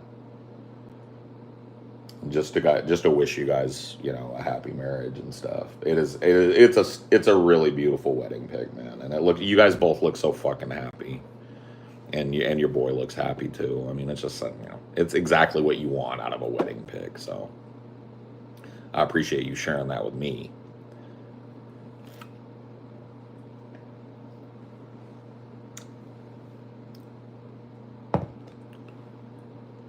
Me in a traditional Indian suit would be cool. Well, I don't think it would make much sense. I don't think Amelia's got any Indian. Amelia is kind of like Italian, European, like she's more Italian than the rest, and then kind of European mutt, and maybe a little, like if you go way, I can't remember exactly everything she told me, but Italian / European mutt is Amelia. With a little sprinkling of African and a little sprinkling of Asian, I think. Punjabi Paul. Oh yeah, for sure, bro. Oh, I appreciate that, man. Anyway, I am gonna no. You know what I'm gonna do? I'm gonna carry you guys upstairs and I'm gonna see what I can do. Hold on. Let me fucking grab this too. What I can do about God damn it. What can I do about going upstairs now? Because I feel the need to go up. and get some sun on my old bones. So Dino, you're not gonna be allowed out because we gotta let the spray dry. So you gotta stay inside. I'm sorry, buddy. No. You can't go out. But I'm gonna look, and if it's dry, and it is, nope, you stay. You know, another hour would be Yeah. great. You stay, because I'm not going to be sniffing around where they sprayed and stepping in it, but I can't make you not. Ugh. Give it another hour. Oh. I brought it in. Oh, I'm sorry, baby. Oh, no, thank you for doing that. I'm glad. Yeah, this is way better. I mean, not that I don't like my office, but this is, if I could, this would be my office. But yeah, they sprayed all up in the corners and eaves and shit. I think this is where I might want to set up a rig so that I can write. Yeah. Maybe at least in, It just sucks that thing doesn't work. I can't believe that. I would have told them that, check this for us, please, because these are supposed to work. But I could figure something out that would get around Cricket. You can go behind these screens. So if we close this, but I have the cord going from out here back through here, through the gap, and I pull it out a little bit, he won't be able to get through there, and I can have an extension plugged in right there. And then we could have. If you use the MacBook, then that has a super long battery. Yeah. Well, then if you have Then your MacBook probably I'll bring it out here, but see you won't be editing while I'm doing that anyway, probably usually, but I can use either one. I could even use my phone, honestly. But I'd rather not. I like a keyboard. Well, I could put a keyboard on my phone. The one problem with my other laptop keyboard is some of the letters are worn off and you're not super touch type. Well, that's true, but I have. Yeah, I don't know what letters are supposed to be. Yeah. I can reference what letter is there by the letters around it. Because usually the letters that wear out are like QWERTY and some numbers, ASDF. Yeah. Spacebar gets a little smudgy. Yeah, I used to work on keyboards and replace them on old iBooks before. These are old, chunky, and it was kind of a pain in the ass, but actually possible to pull the whole keyboard unit out and put a new one in. So teachers were always grousing, and I would go in, and she'd be like, "I need a new keyboard," and I'd look at the keyboard, and it was just filthy. And one of the letters was kind of smeared, but you could tell it was like an L. And I was like, Mrs. Johnson, I'll just make up a name, Mrs. Johnson. I was like, this keyboard is okay. If I had a bunch of these, I would just get you a new one. But let me show you how to take care of it. And I would sit there with them, right? And I would get a fucking baby wipe, turn it off, unplug it. Get the little compressed air or whatever. Well, no, because it would get so fucking filthy. I have pictures somewhere. I'll have to find what photo bucket I put them in or something, but I kept pictures that I would share with my fellow work. We had a contest, filthiest keyboard. Dude, I would say, not all, I would say a startling amount, 35, maybe 40% of teachers are pigs. Like just juice on it. I'm not even talking about like, oh, a little smudge. Oh, this has got a stain. Oh, there's some hair or crumbs in it. We're talking like the keyboard is greased like black. Yeah. And I'm like, I don't even want to touch that to fix it. And really fixing it was me sitting there meticulously. I would put fucking rubber gloves on when I did it. I would bring the stack of filth to my office, and I'd start going through. Like in the summer, I'd usually collect teacher laptops at some point, and that's when it got really bad. Because before, first couple of years I worked there, teachers got to take their laptops home. That started to become problematic because we were like, when are we supposed to do upgrades, updates, fixes, etc.? If they get their free laptop all the time, if that's just a job benefit, it's not a work laptop, it's a take it on fucking 3-month vacation with you laptop, how are we ever supposed to fix when they break it on vacation? So it's a day one nightmare for us. And that's how it used to be.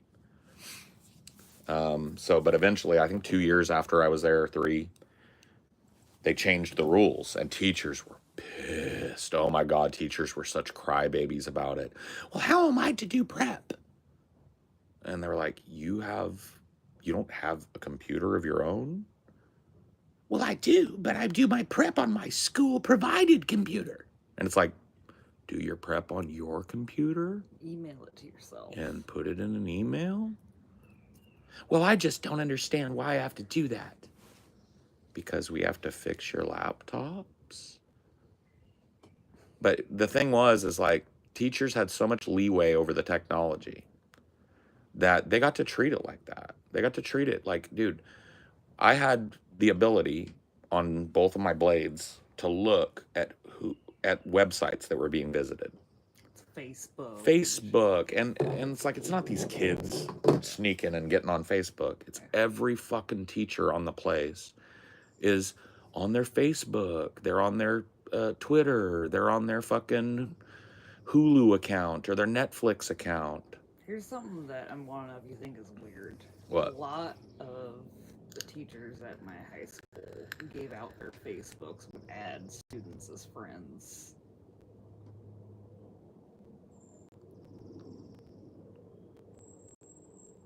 Okay, say it again. So, like, a lot of teachers at my high school would give out their Facebook. No. Oh, yeah, no. That wasn't allowed. Yeah, we had strict, well, maybe it was. I actually don't know. We didn't police what the teachers did because we were not given that mandate. We would provide data. No, I'm not talking. No. I'm just telling you though. Yeah. I couldn't go to a teacher and be, but I would provide them the data. Here's how many times Facebook is being accessed from just this one static IP, which is a teacher's laptop. I can give you the name if you need it, but let me tell you, this teacher's not alone. There are 30 teachers on my rolls that have the same kind of stuff. And it's not just this. Here's the Netflix report. Here's how many gigabytes of data per day go to Netflix, and it's not the kids. I can show you every student laptop right now, and I'd hit my fucking ARD with the fucking full suite. No Netflix.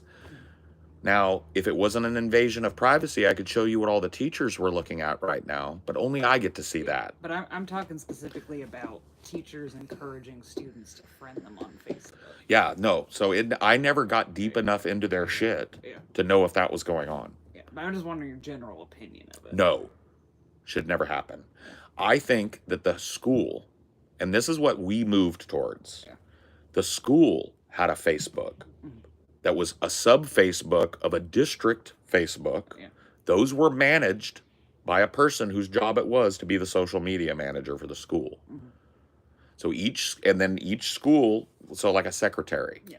And they would post things that were approved by the principal and everybody about things going on at the school, pictures of the kids doing, cornhole or playing fucking on the monkey bars or whatever it was, right? It was strictly just that. There was no personal teacher interaction that I knew of. But once again, I wasn't digging around in their Facebook. I could have, but it would have been really unethical for me. And nobody would have ever trusted me. So I never did it, but I watched when they were on the site. I didn't watch them, but I logged it because it was pertinent. Bandwidth was precious at these schools because they had such old infrastructure. And people wanted to know, why are these old student laptops failing? Why are these programs that rely on a direct connection to the server failing? And the answer was bottlenecks. Too many people asking for too much bandwidth, and these old-ass machines can't compete. Were many of the teachers rude with you, or was your work appreciated? No. Here's the thing with me. I'm really good at customer service. And so the list of teachers that didn't like me or had a thing about me, I could count on one hand. And I worked with, over my career there, 8 years, close to 9, I worked directly with and for hundreds of teachers. I can say that with authority. because I did giant fucking seminars. I was a trainer for a long time. And then just training teachers at my sites when I was doing the day-to-day help desk shit was a constant, right? That's a constant and ongoing thing. Every time there's a new laptop, you got to show the teacher how to use it. Some teachers are already savvy enough. It's real quick. They don't got many questions. Some teachers, it's like they dragged them out of a fucking Denisovan cave or something. Literally, they have never seen technology. They don't know how to push button. And that can get frustrating. That can get real fucking frustrating.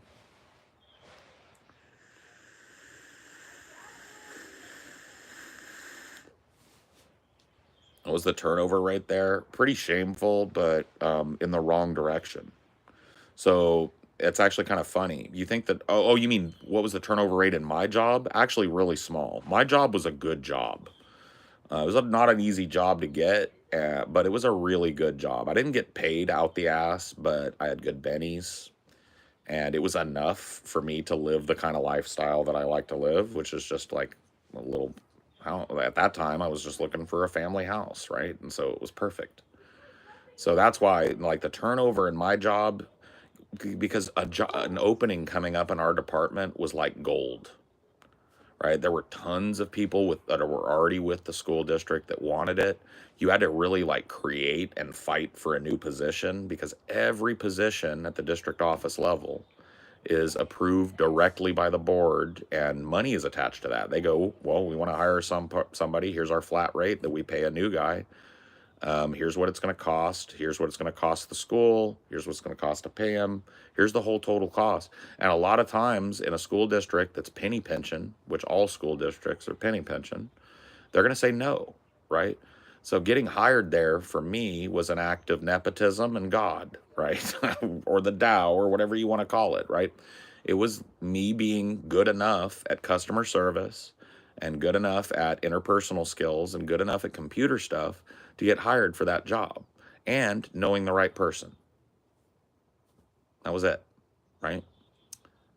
If I was totally shitty at computers, if I couldn't handle people, they wouldn't have hired me despite the nepotism. Nepotism got my foot in the door, and I had to work. I was a temp. I did 2 jobs for a long time as a temp for them, proving my worth, right? Before they actually contracted me. Well, that's the way it works for everybody in the school district. Because, like I said, there's a lot of taxpayer money tied up in every public employee. So they penny pinch. But anyway, getting in the door for a job like that, you don't without careful consideration walk out on a job like that because you could work that job till you die. You've got a pension, right? That's a good job. So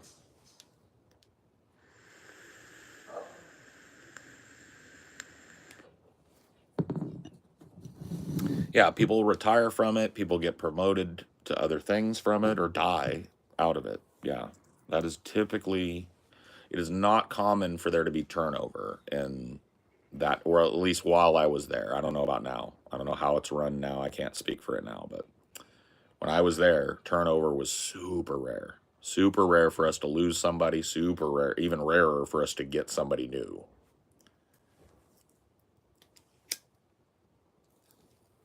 We had 2 teams that worked as a cohort. I was the part of the district office team. That's not private contractors, but they're treated more like private contractors and that they're a separate entity.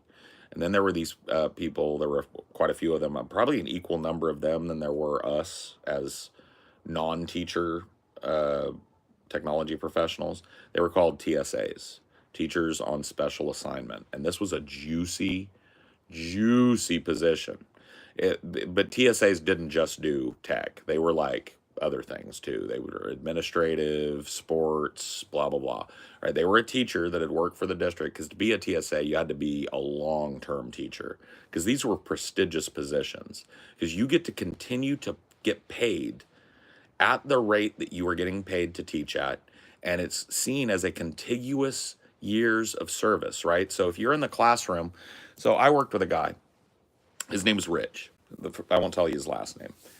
First name was Rich. He was the dude that trained me. So my mentor at this job, right? he was a teacher. I don't want to misspeak for Rich because it's been a long time since I knew him, but he told me about it a lot. He's a teacher for, I think, 20 years in the classroom in that district, right? And when a spot opened up, when they started building the TSA team to be part of the tech support stuff, he threw his hand up. He had seniority within the teachers union. So he was the first guy on the list. He was able to prove that he was tech savvy enough to do it. So he was one of the first hires in that department. And his position was like gold. There were teachers that would have literally killed because it was so shitty by the time I worked there to be a teacher that any assignment that didn't have you sitting in a class with 50 kids in it watching failure happen, any assignment where you can get paid the same exactly.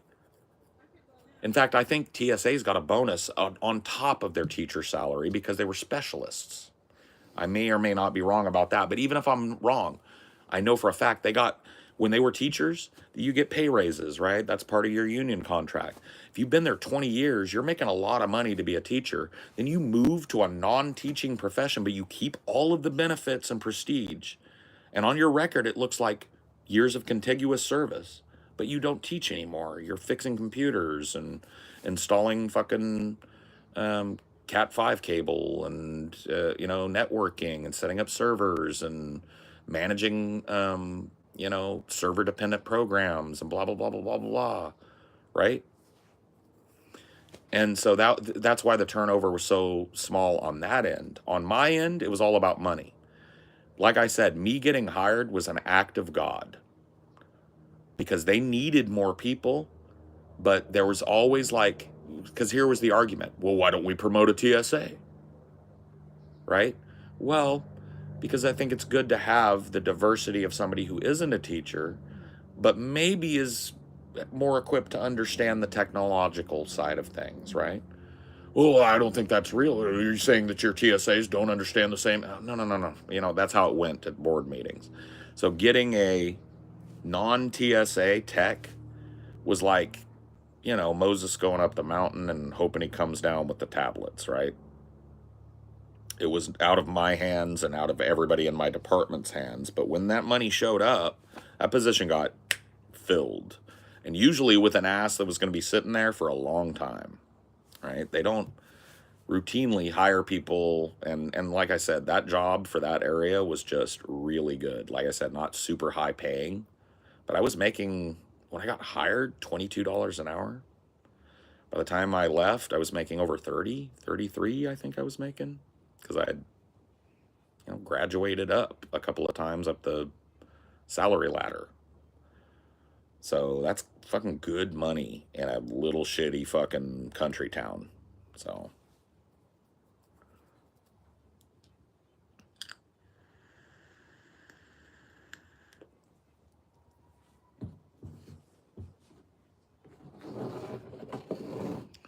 But it was a fucked up job. Because it was such an act of God to get a guy like me hired, I had 3 schools. So we're talking, I did the math one time. I was personally directly responsible for 3,500 individual machines every operating hour of every school day and every summer day. And that was just a rough number for my 3 sites. And there were 4 other dudes like me that had the same amount of sites. And then 8 TSAs that had the same amount of sites. 3 schools per people. Boom, boom, boom, boom, boom, boom, boom, boom, boom, boom, boom, boom, boom, boom, right? And you need 1 person per school minimum to actually do the job. That's why I left the job. It was killing me. I was going to stroke out. It was stress on stress on stress. Think about this. It's your job to do a help desk. So think about this. It's like email. You get emails. You have to open those emails, read it, fix the problem, and mark that email fixed. That's your job. And you wake up, let's just say it's your first day. You wake up, you're ready to work. You go to work. There's 25 things in your queue spread out over 3 schools that are usually miles apart. We're talking maybe 15, 20 minutes apart in a lot of cases.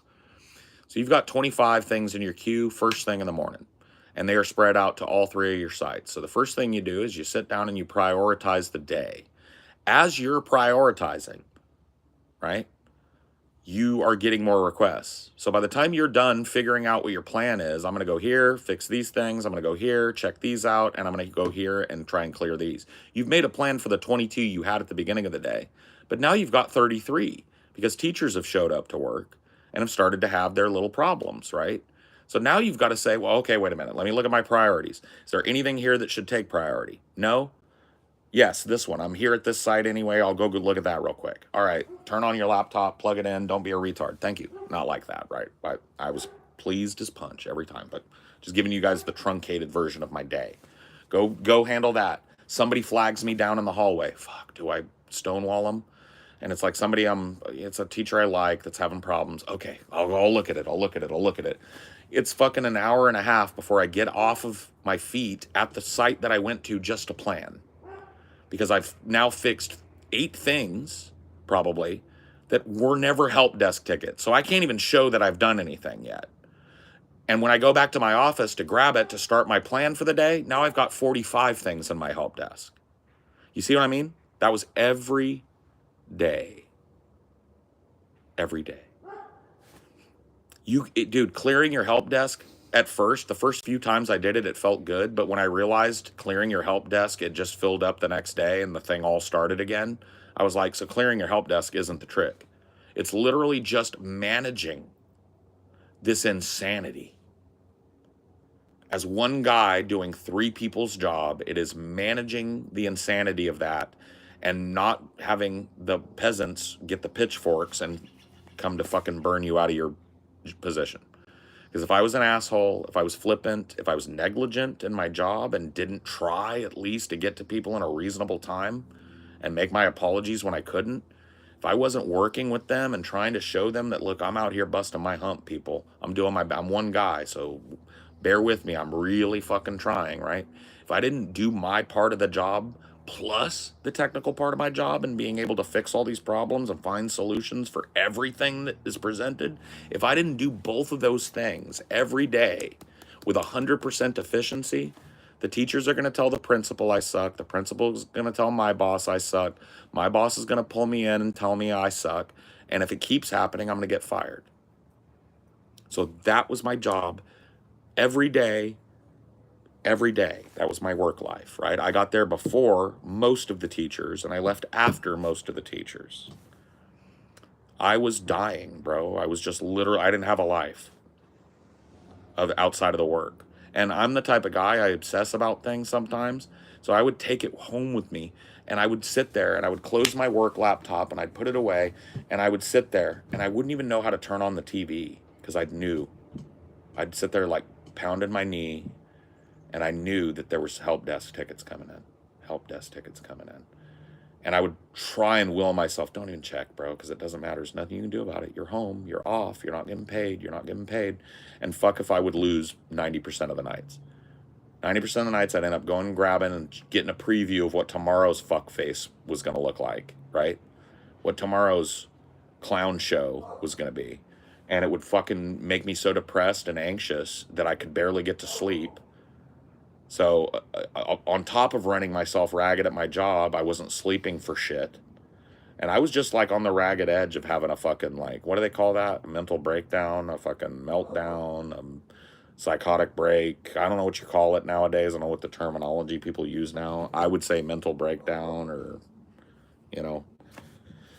And it eventually came to that, right? I eventually had that mental breakdown and had to take FMLA and had to fucking go and find somebody that could help me work my way through stress management and my particular fucking mental disabilities and stuff like that. And that helped for a little bit, but that job, once I took that time off, that job was dead. Because I was able to think for the first time in 8 years. Like I had time to sit, sip tea, and think about what I wanted to do with my life for the first time in 8 years or 7 years, right? At that point. So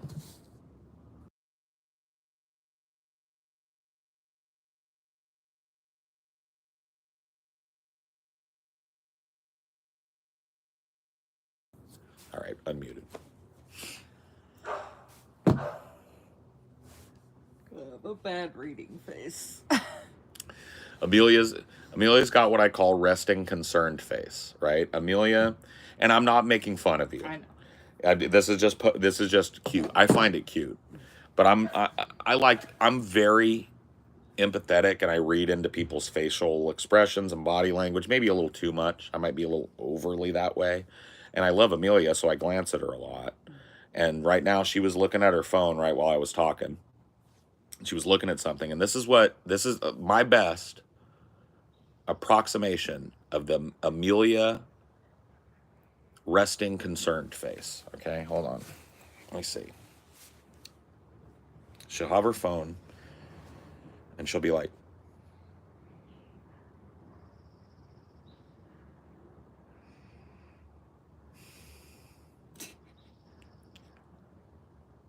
That's just my focus face. I understand that now, but I still don't, because I still can't quite tell the subtle difference between, oh shit, I'm worried about something. What the fuck is this? We got hacked. There's a bomb that went off. And you just like, oh, that fucking cooking video is stupid, or whatever it was you were doing, right?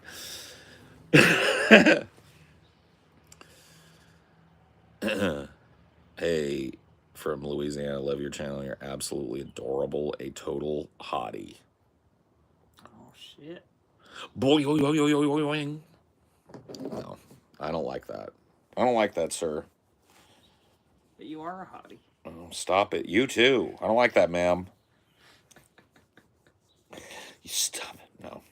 I appreciate it, but it is I am the type of person though that, like, it's nice to hear from my wife, but I don't need that validation from anybody else. In fact, I don't really like it. Like, I understand where it comes from with other people, like, oh man, you look spiffy. So I don't take it that way. But when people are constantly like, man, I cannot tell you how spiff you are. I know I keep saying it, but you were so spiff, it gets to the point where I'm like, bro, I'm not gonna suck you. No, that or whatever. I'll say something like, it's all right. Can we?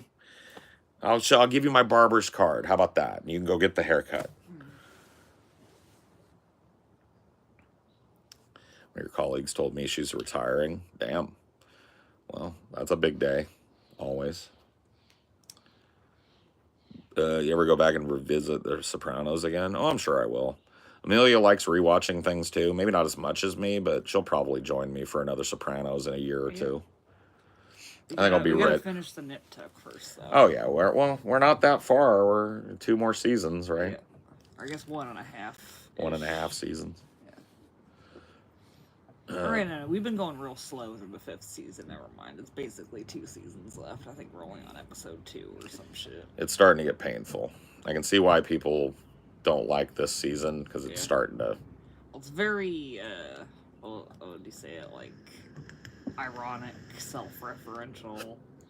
Well, it's reached that point where it was such a big show, and they've done all this crazy shit, right? And I feel like maybe Ryan Murphy was running out of steam. Well, he kind of gets like bored of shows after a while and kind of just hands off the reins to other people. So maybe that happened, but whatever happened, they decided that this season 5 or whatever of it was gonna be the meta season, where it's like the show kind of has a wry wink that it knows that it's a show, because the guys on the show are going to consult on a show just like their show.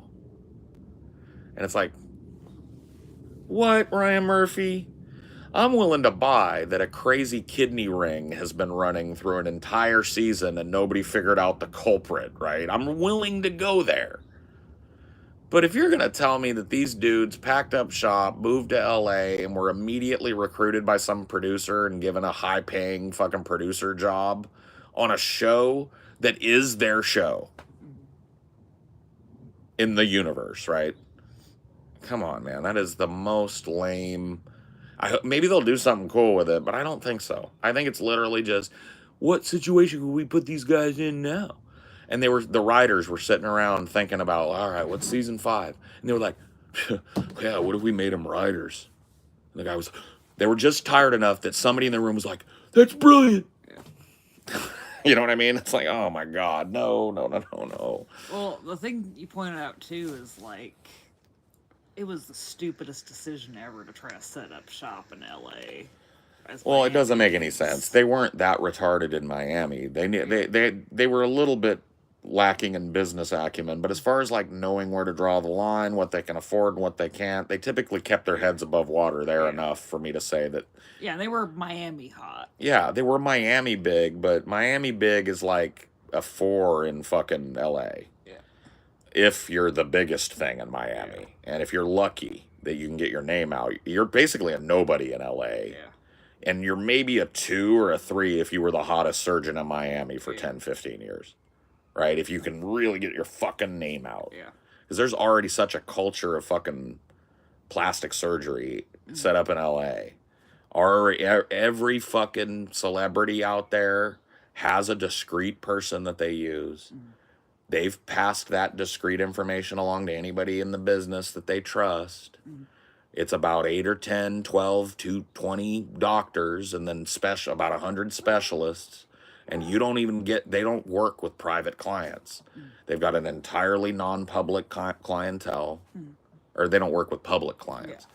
They got an entirely private clientele. Their entire practice is 2 or 3 or 4 people. Yeah. And then the ones that do serve the public have this long-standing reputation. Right.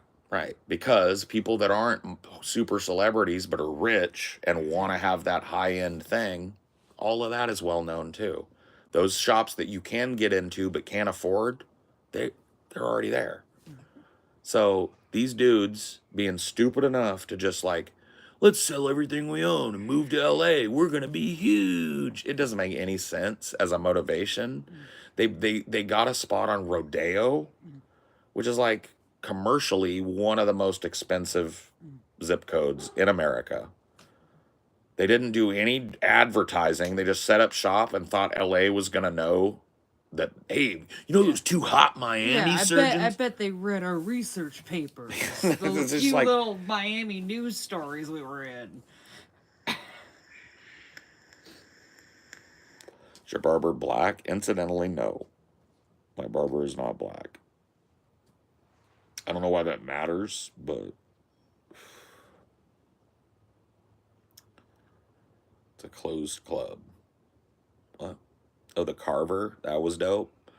I mean, it was dope because it was so absurd and so MacGuffin-y, right? Like it was such like the reason that I didn't guess till pretty close to the reveal or after the reveal who the Carver really was, what the relationship was, is because they went out of their way to make it so absurd, to make the connection that they never tell you so absurd and so obnoxious and so patently impossible on the face of it that you would never go there. Well, I don't know. You're still sus on them. I think maybe you Well, I thought was you sus were on- jokingly sus. Well, no, I was sus on each, Yeah. the 2 people that turned out to be the Yeah. Carver crew. Yeah. But I was also sus on everybody else in the show because, and it really didn't make sense for both of them. That's the big reveal, right? Is like, and so like I never got that, but only because it's like the cop from Britain is the Carver's sister, IRL. It's like, okay. My barber is an Indian femboy. My barber is a chunky trans man. Burly. Barbers come in all sizes. Yes, it's true. All the colors of the rainbow from mauve to blue.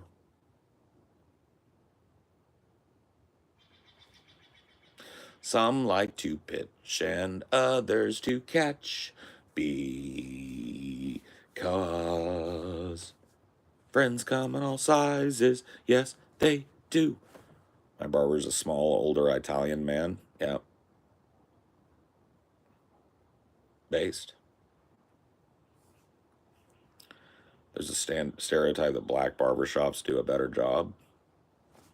I've been to black barbers. I've had black people cut my hair. I've had white people, Hispanic people cut my hair. I think it's down to the barber. That's kind of how I feel about it.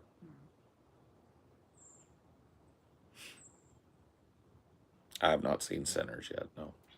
You don't really have a hair texture that would be like benefited by a black touch or whatever specifically. I don't think that's true.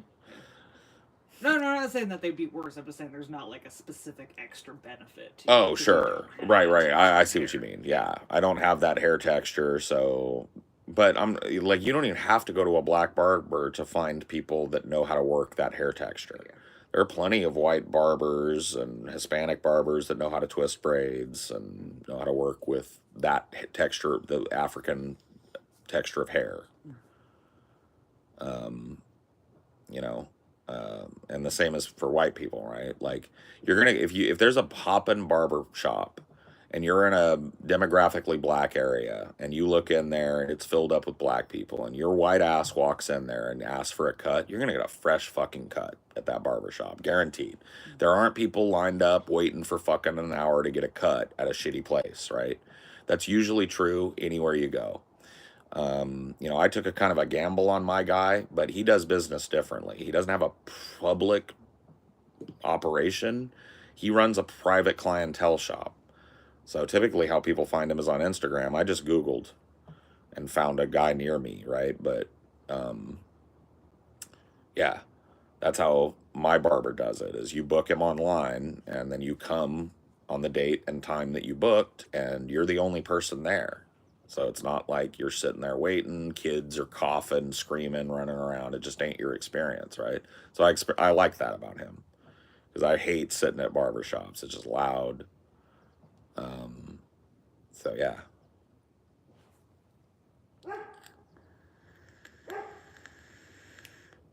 My barber is nature because I have no hair. Well, there you go. Benefits of alopecia or whatever. Yeah. Your genetics are your barber. Man, you really hate kids? No, I don't. I'm just saying, like, let me ask you a question, Hers. You've got a choice, right? You've got to go to Supercuts to get a cut. There are two Supercuts implausibly right next to each other. One of them, they're both packed. One of them has nothing but adults in it. The other one has adults and like 4 or 5 screaming kids running around. Which one do you go into? Your wait's the same at both. They're literally equidistant from you. They're right next to each other. The only choice is look at the clientele, look who's in there, look what's going on in there, and make your choice because you're waiting an hour either way. Which one are you choosing? The one where it's all people sitting there reading their phones, reading magazines, or the one that's got 3 toddlers running around in it and parents chasing after them? Questions on you, Hers.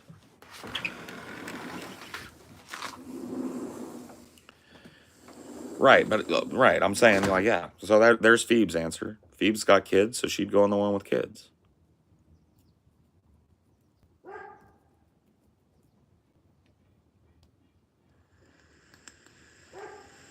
You don't have time. There's other people coming, and your wait's going to get longer. You got to make a snap judgment, and the only thing you can see is mixed group of adults and toddlers, and tweens.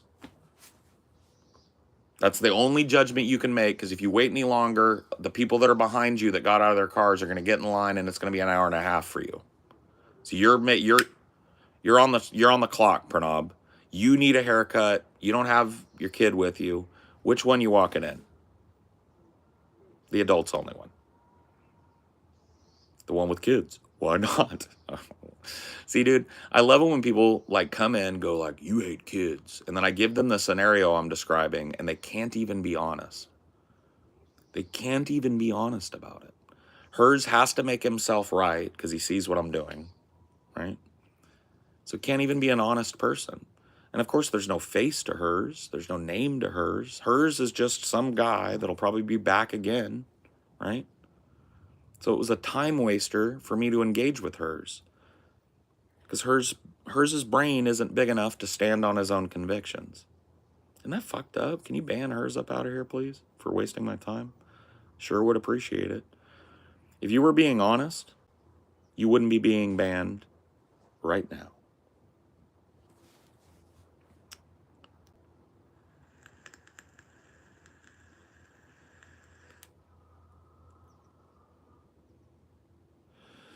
The screaming, the tantrums, the iPads being played, the fights, the meltdowns, the parents yelling at the kids to behave. You're going to take that over a mixed group of adults who are all reading their phones or a magazine. You're a liar. You're a liar or you're a fucking weirdo. These are not kids you know. These are rando kids. And when you look through the window, they're running around. They got iPads. And in the other one, there's just adults sitting there reading their fucking phones, looking at their fucking magazines. Which one do you go in? The answer that every reasonable adult in America is going to have, if they don't have a kid in tow, is the one with adults sitting in it, doing adult stuff. They're not going to walk into the romper room unless that's their only choice. You're not even being a contrarian. This he says, well, you hate kids. And I explained to him what I'm talking about. And he goes, I'd go in with the one with kids. It's like, number one, creepy. Number two, no, you wouldn't.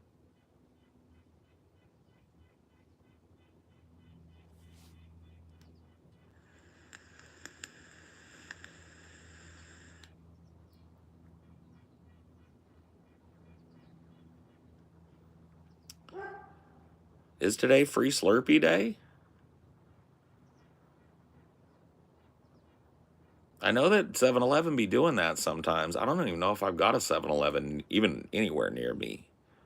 But if today's Free Slurpee Day, that's a based heads up. Yeah, they do that sometimes, man. 7-Eleven will have a day where you come in and you get a free small Slurpee. No questions asked.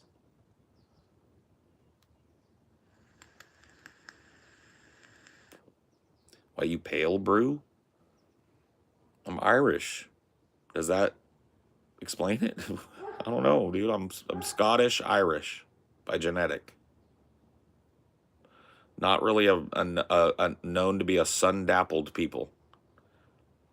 You know, I think the most of my genetic line came from a place where the sun is a luxury.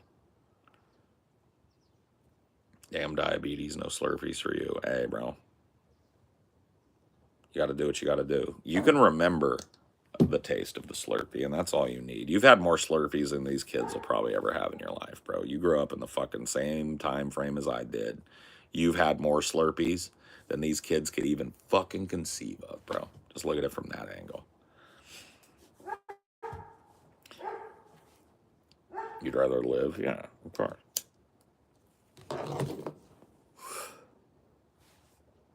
Why can't you accept that some people think differently from you? Oh, check it out.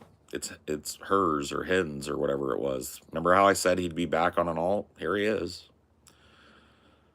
So fucking boring, bro. If you're gonna make an alt, don't make one that is so obvious that it gets clipped immediately. It gets called out immediately. Like, why did we take the time, even if it's 5-10 seconds to make an alt? Why did we do that just to burn it immediately?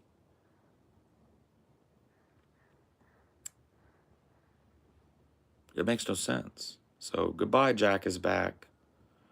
I'll see you on Jack is Back 100. Maybe you'll try again. Try another angle, because the disingenuous, I'm a random guy defending the guy that just got banned. That's not gonna work. So give it another shot. Make me another alt, and we're gonna see.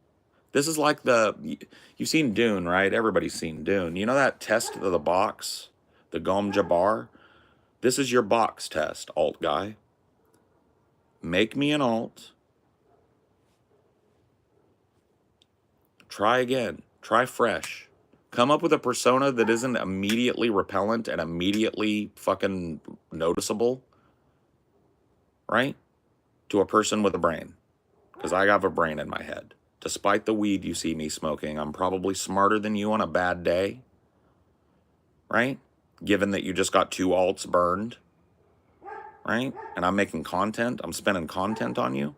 So let's do this. Try again. Start from the top. I'll pretend I don't know it's you. And see if you can be a human and spark up a conversation like a human being. It's super fucking simple, bro. Should be. If you went to school and shit. If you had a mama.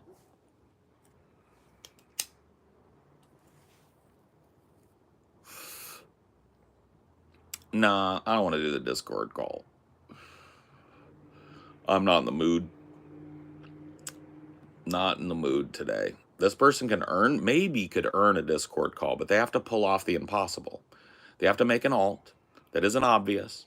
They have to show up with a fake persona that isn't immediately repellent and too retarded to even respond to, other than to give it derision and ban it, right?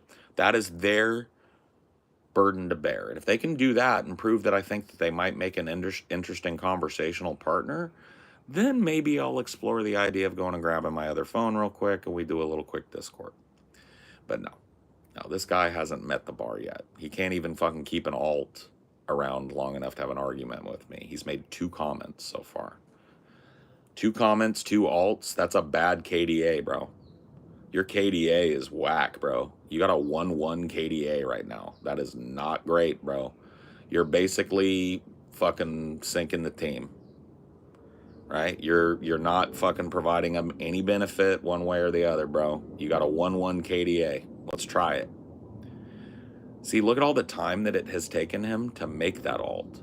So this isn't something that you can just go do, right? Like the first time when he got banned, it took him about 10 minutes. I bet it takes him about 10 minutes again. So I'm stealing 10 minutes of his time per sentence.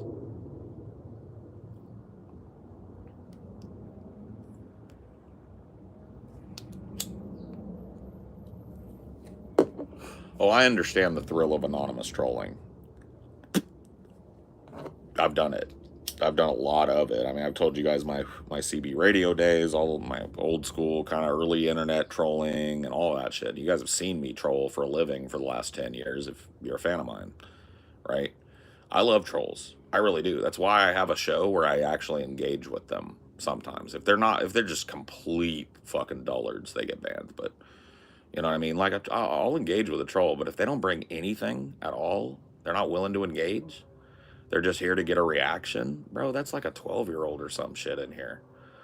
And if it isn't, they ought to be ashamed. Get them the fuck out.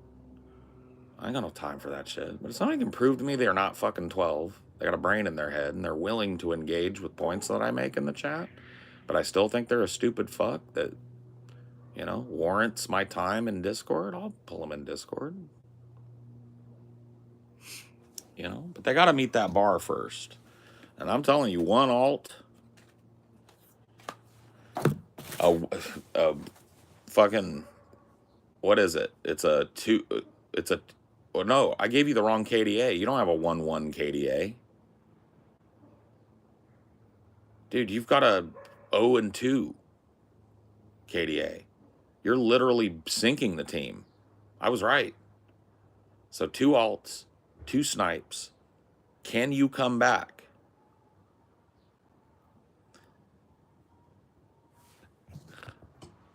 Have you ever anonymously trolled my streams? I'll be honest with you, Phoebes, no. I don't do it anymore. It's something I did when I was like a teenager. I think anonymous trolling, most of it has a very teenage vibe to it. That's why I think I ban it so swiftly when it's just like the dumbest shit you've ever heard. Bro, that's probably a 16-year-old just trying to get a reaction. Just ban him out of here. He shouldn't be here anyway. He's not going to understand anything we're talking about. Fucking retarded. If it's like a fucking modern Zoomer that went through the public school system, the chances of them having the ability to even read or knowing anything that's going to come up in conversation with me is pretty slim to none, right? So there's no business for them to be here, and it's a waste of my time to pwn them or whatever. But then you got trolls that are clearly like 30-year-old men. Some of them are just obsessive. Some of them are just stuck in that same zone where it's like, I want attention, I want a reaction, but you can tell they're a little more grown up. Those are the ones I tend to single out for the Discord treatment. Yeah, those are the guys that tend to get the Discord treatment from me. Right? I'm pretty good at picking that vibe up, and like if you're just smart enough to maybe I believe you're 30 and you're being stupid, yeah, maybe then I'll pull you in. But you ain't risen to that bar yet.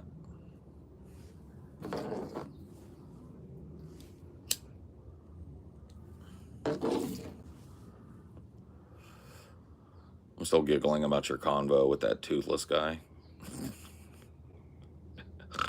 Dude, leave his tooth alone, bro. He's had enough. I will give you guys a little update since I told you guys a story about it yesterday. I went back in that server. He was in there. I didn't call him out or anything, um, but he was just silent, right? And I was having a conversation, having a good time. It wasn't like a fight last night. It was just memeing and talking and interesting topics and stuff. Tangential conversation, like I like to have.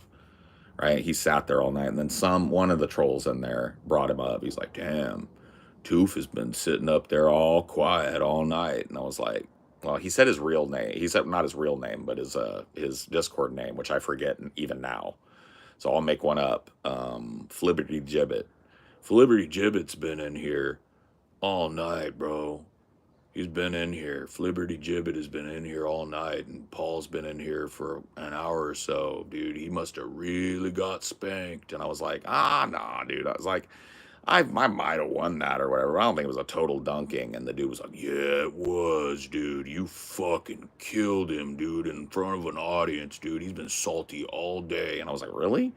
It's like, oh yeah, he's been in here all day salty about that fucking spanking you. And he's sitting there listening to this, right? But not saying anything. And I'm like, damn, bro. I was like, that's kind of sad. Now I kind of feel bad. I didn't mean to ruin the whole dude's next day, right? I was like, that's pretty fucked up. I was like, if you ever catch me like that, bro, you ever catch me like super duper salty about like minor internet Discord beef the next day, like crying, whining, bitching about it, bro, somebody really got to me. You know what I'm talking about? Like, do me a favor and put me out of my misery at that point.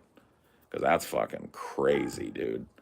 But once again, you have to understand, this is probably a person that lives on Discord. That little Discord that I yelled at him in, that's part of his little kingdom. He's like a dignitary there. The mods know him. His little sub-server that he runs and moderates over with an iron fist, right? That's his little kingdom. And these other guys are other kings and princes and nobility of the realm in his mind, right? And so me coming in and slapping him in his face right in his own court, what I did, it was like a Wednesday night or whatever, right? To me, it was just fun. I was just poking fun at some fucking idiots on the internet, right? For him, it was like the biggest thing that's happened to him in months, probably. Because his life consists of sitting on Discord all day and getting fucking positive reinforcement from all his friends. And there's nothing wrong with that, right? But when he saw I wasn't that, he had a choice to kick me out. He didn't. He fought with me for hours and then followed me over to another server and fought with me there for hours and got himself pretty fucking embarrassed in front of a big audience of people. So, you know what I mean? I guess that would leave salt in my fucking wound if my whole life was a Discord server. And that's kind of the point. Like, it's like, dude, if the guy's still salty about it, here I am. I'm definitely not in the mood to yell and scream tonight. So if he has something to say to me, I'll try and talk to him. But I would say shit like that and he would just sit there.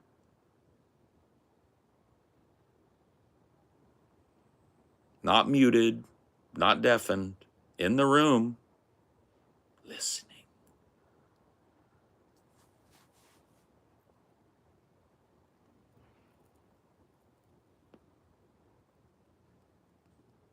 The war took his real teeth, you took his figurative teeth. I mean, kinda, yeah. I puppy dogged him in his own community, and he's having a crash out about it right now, as I understand, right? Which, I guess maybe if that was my sad fucking life, I would be pretty fucking upset too. If a dude wandered in, wasn't even looking for you, you thought you were gonna fucking big bro him or whatever, and he ended up handing you your ass in front of your own friends, and then in front of a bigger, wider audience. I would be salty about that shit for fucking days, bro. If that was my life. If my whole universe was like 15 people on Discord and then another Discord with 30 or 40 more, bro, I'd be salty too. But it's just revealing, you know what I mean? When you're salty the next day about that, you're just revealing that your life is that, right? That argument wasn't just internet beef, wasn't just an internet tissle or whatever the fuck. That argument was like the event you're going to be thinking about that's going to like sour your moment, sour your whole world for the next fucking month, dude. As long as you stay under the black cloud, bro, because I ain't got no fucking, bro, that's on him. You know, I did, dude, salt is incidental. You know what I mean?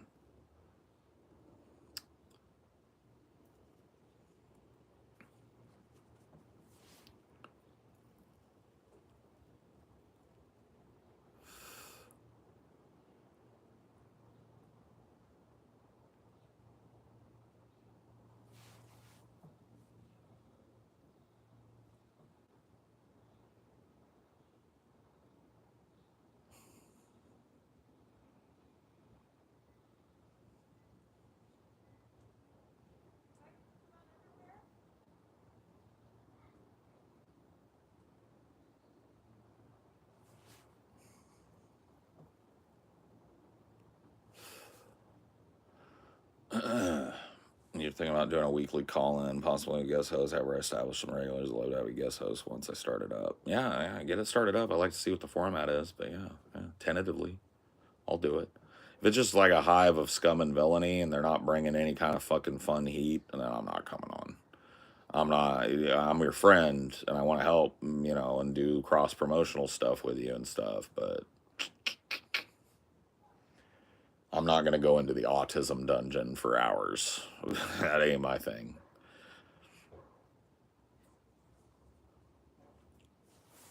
Yeah, if you do a few episodes of it, and I feel like some of the regulars that have been popping in, or the energy feels like it's pretty fucking good, I'll jump in. If it's fucking frenetic, screaming over each other, autistic energy, bro, I can only do so much of that, bro. I get paid when I do those things. You know what I'm saying? Like, uh,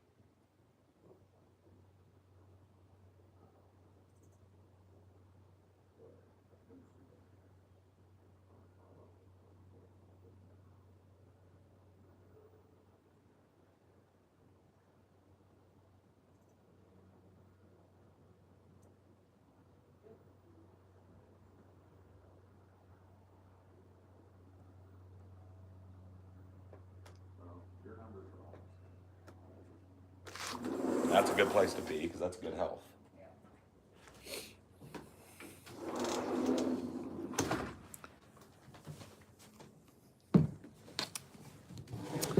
Plug walk. I don't even understand how the fuck my plug talk.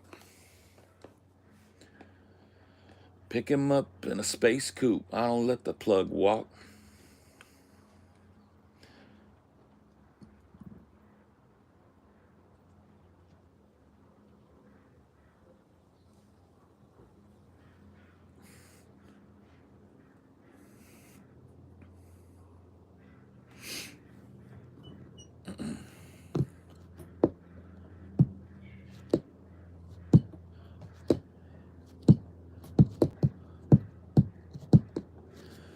Didn't you used to host Google Hangouts back in the day? I imagine you give Phoebe some good advice from that experience, although I'm sure she has plenty as a show host. Well, Phoebe's been watching me a long time. She wasn't around back in the Google Hangout days, but I think the way that I interact with chat here is probably instructive to her on how to handle things over there. But she's got her own style too. She's not like cloning what I do, you know.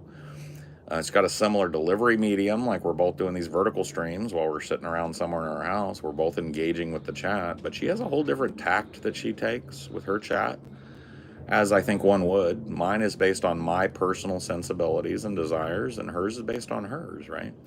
But I have a feeling that better than any talk that I could give her here, privately or publicly or privately, you know what I mean, to prepare her for that, if she has paid attention to me as much as I have, I think that the advice is inherent in how I perform, right? How I handle things and what I do in certain situations are either instructive or anti-instructive, right? I don't want to look like Paul did when he said faggot a bunch of times, so I'm not going to ever do that. But I really like it when Paul engages in good faith with this hater or that hater, so I'm going to do that, you know what I mean? I'm nobody's role model, bro, and I've said it a million times, and maybe I need to keep saying it. I'm not out here trying to recruit more me's, bro. There's enough me's, right? I don't need anybody to think like I do. In fact, I hope you don't think exactly like I do because I know you're suffering. I just like to be heard, and I like to butt up against people who don't agree with me. You know what I mean? That's the type of guy I am. I've been that way since I was a kid, if my mom's to be believed. So, I don't know what to say.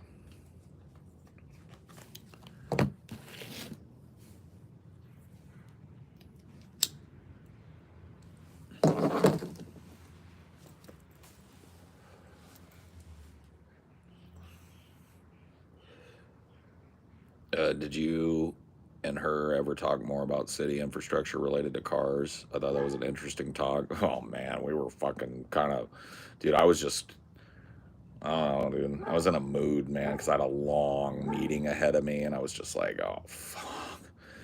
It was a good meeting. Like all meetings are usually good because they're about positive changes, adapting, brainstorming, spitballing. All those things are good for a business, but um, just I fucking hate them, bro. I hate meetings. I always have. And so I had a meeting that day. So if I don't even know if that's what I was salty about, but if I had to put a trigger on it, it was that. It was like, nah.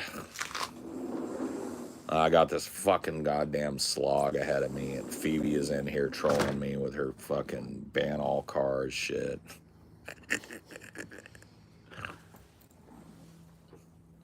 Mm-mm. Nor is having a big influence on your content style or anything like abnormal, right?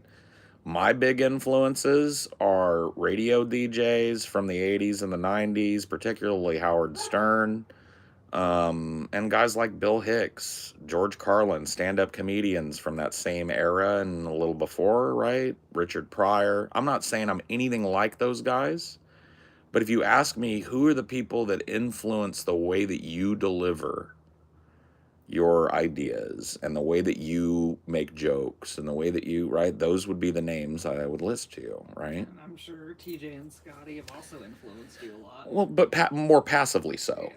Right? You can't help. Human beings do that mirroring thing, right? So it's like me and you, it's kind of cute. We picked up each other's lingo. Yeah. You used words I never used. I can't think of all of them off the top of my head when we came into the relationship. Not like that I didn't know, but just turns of phrases I wasn't used Yeah. to. Now I use them, Yeah. and I did the same with you. I have all my hokey dokey Mhm. shit that I say, and now you use it. And I think that's an example of like that wasn't a deliberate Yeah. imitation. That's just human mirroring. We like each other, and Mhm. right. So yeah, being around TJ and Scotty or anybody that I'm around is. Mhm. You probably noticed when my dad was around, Mhm. I was a little bit more like him, Yeah. right? It just happens. Mhm. Yeah. My accent and shit's such a mutt. I just think it's the most adorable thing because it's not country, but sometimes it's got a drawl to Yeah. it, and so it's a little bit country, a little bit rock and roll, a little bit West Coast, a little bit East. Well, I'm glad that Boston didn't rub off too hard because I don't think you could deal with me with some Boston accent. No, I think it did leave a little something, Mhm. but it didn't. You didn't get down to the habit, Yeah. so you didn't But go that deep. yeah, I think you'll get a kick out of seeing the East Coast side because it's gonna be very strong. Oh, I bet. Should I like put on a thing? Should I go like, "Oh, No. how's everybody doing? Nice to meet you, Paul. Put her right there." No, just go in as me. All right, fair enough. That's what I've always done, Yeah. but I thought it might be fun. Call me Polly Walnuts, huh? Here, put her there. Nice to meet you, Granny. Good looking. All right. How old are you? You can't be a day over 40. Let me give you a kiss. Maron me. You're a fucking sight to look at. Look at you. Act like Andrew Dice Clay. Yeah. Oh! Just do a horrible stereotype of like a Brooklyn Italian guy and see how it goes over with that side of the family. This other side of the family likes normal me. Mhm. Let's see how they like Brooklyn Paulie. No, I'm kidding. I think you had mentioned my ancestry earlier in the stream. I'd like check to see if there was any updates on that 23andMe, Mm-hmm. and I think I'm pretty much equally German and Italian. Yeah. So not one over the I remember other. last time we looked at yours, I It would have, started low, yeah. and then it's been climbing. Well, I would have called you an Italian dominant German mutt, or not an Italian dominant European mutt, kind of. You weren't everywhere in Europe, but you had some French, you had a little Dutch, you had a little this, you had a little that, a little Scosh But here, a little yeah, Scosh there. now a few years on, it's they're Now it's like recentered. recentered on Germany, Yeah. and then obviously strongly Yeah. Italian. Interesting. I did not know. I did not know that you and your family were those types of people. You didn't guess by their last name? Maybe I should have paid more attention. Kleiner is a good, strong German name. Hostenpfeffer. Strudelbaker. I did not know. If you had met my grandpa, you would have seen the German. I believe it. I'm kind of sad it didn't work out that I got to meet your grandpa. But that being said, I love hearing stories about him because he sounds like he was a fucking hoot. Mhm. And it sounds like he and I enjoy some of the same stuff. I love pulling my pants up over my belly and just taking my shirt off when it's Oh no, hot. I'm talking about my other grandpa. Oh, you're talking about. Oh, I thought you were talking The about. one that died recently. Right. Oh, okay. I get The them mixed shirtless up. one is the Shirtless one is the died other one like- that I wouldn't have been able to meet. Right, yeah, because he was gone he before. died Yeah, like 10 years ago. Or Yeah. more than like 15 years ago. yeah. So I didn't even know you then. So yeah, got it. Sorry, I got them mixed up. Yeah. I bet they were both a hoot to meet. Yeah, the one that died recently was definitely quieter. Yeah. That tracks though because not everybody on that side of the family of yours that I've met is what I would call quiet.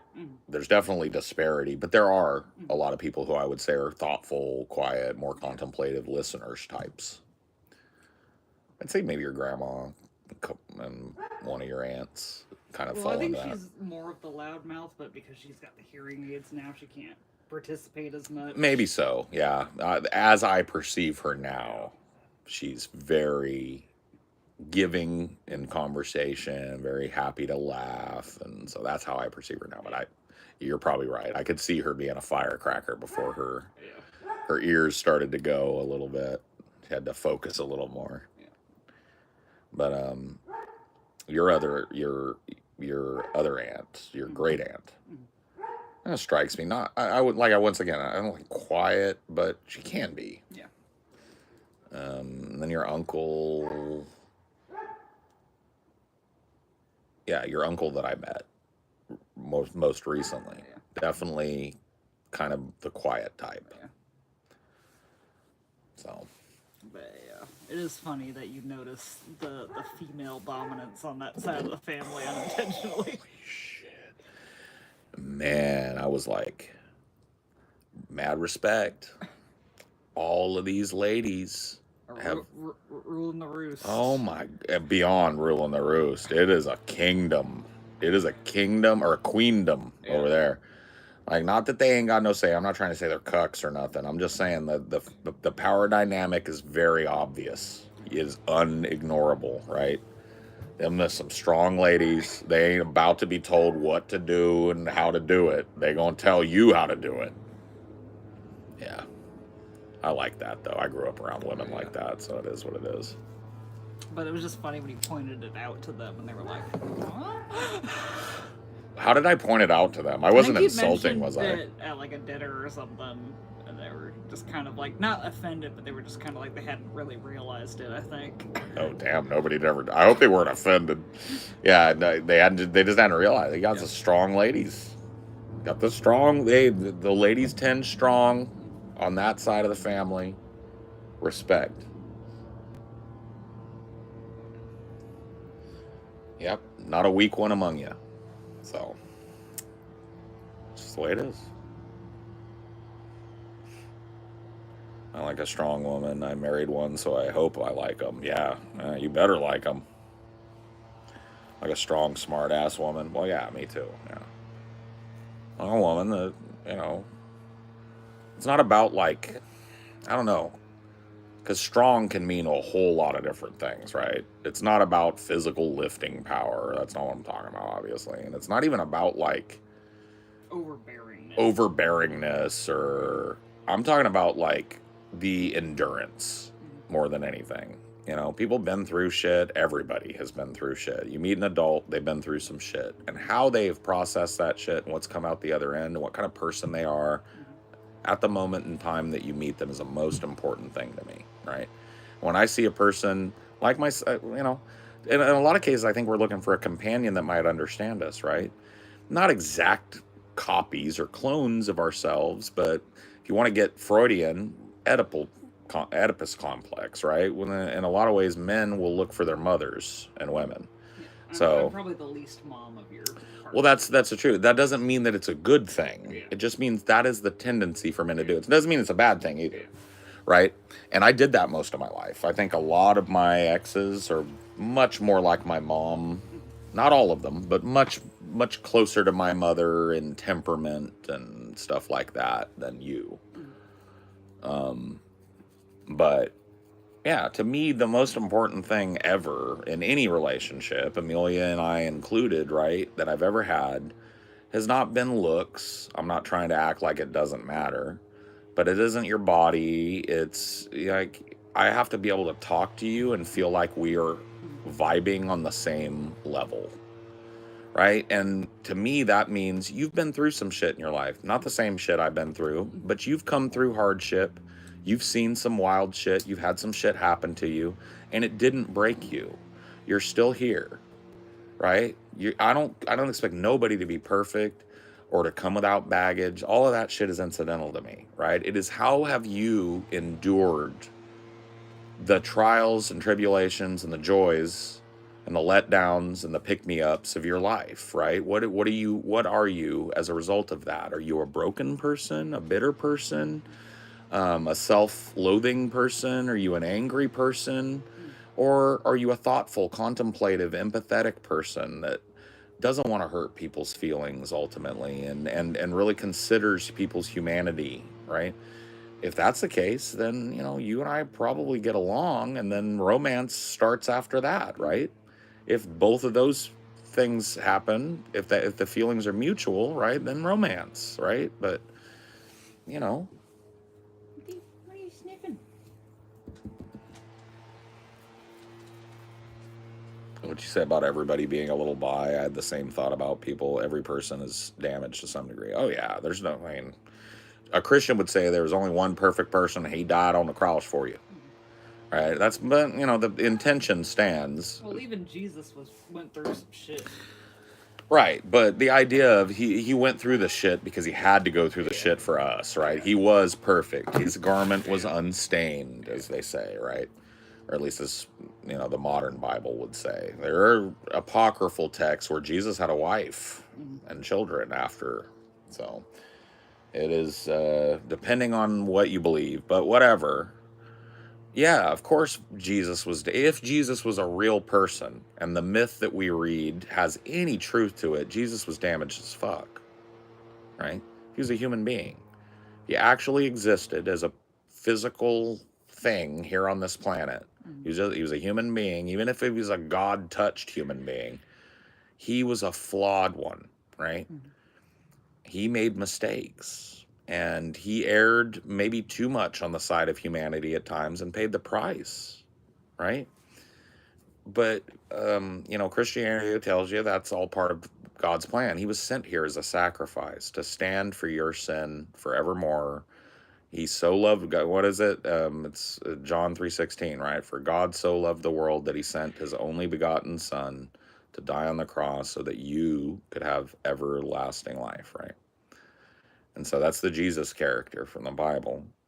And Christians will say, there's only one perfect person and he died on the cross for you. And even if I don't believe that, right, the intent stands, right? Nobody is perfect is another way of saying it. Everybody is flawed. That includes your parents. So if your parents are flawed, they've imparted those flaws to you in some way, or you were affected by those flaws, right? In one way or another, those flaws shaped a little bit of your personality during your childhood, and you carry them with you even this day. So everybody's got baggage. Everybody's flawed. There's nobody that's got their shit together. Anybody that's telling you they've got their shit together 110% and everything's hunky-dory is lying. And if you had webcams in their house, you'd probably see fights, sadness, depression, horrible, horrible things, right? So a lot of people put masks up. A lot of people want to present, especially now in this social media age, people want their whole family to look like this crazy perfect thing where nobody ever cusses and the kids are always perfectly prim and perfectly groomed. And dude, I can tell you, you've already gotten a look through scandals and shit behind this veil of the perfect family a couple of times with some of these people that have been, abusive or worse to their kids. But, if you watch their social media, man, that's the perfect family with the perfect life. They got the perfect house. They got the perfect marriage. What could be wrong? And then you find out it's like fucking a nightmare over there, right? So that is actually less extreme versions of that is more common than somebody that just seems to have their shit together, right? And the older and more involved with their family and having their own family that person is, the more likely that person is fucked up, because it is hard being a human being, right? It's not easy growing up. It's not easy having parents or not having parents in a lot of people's cases, right?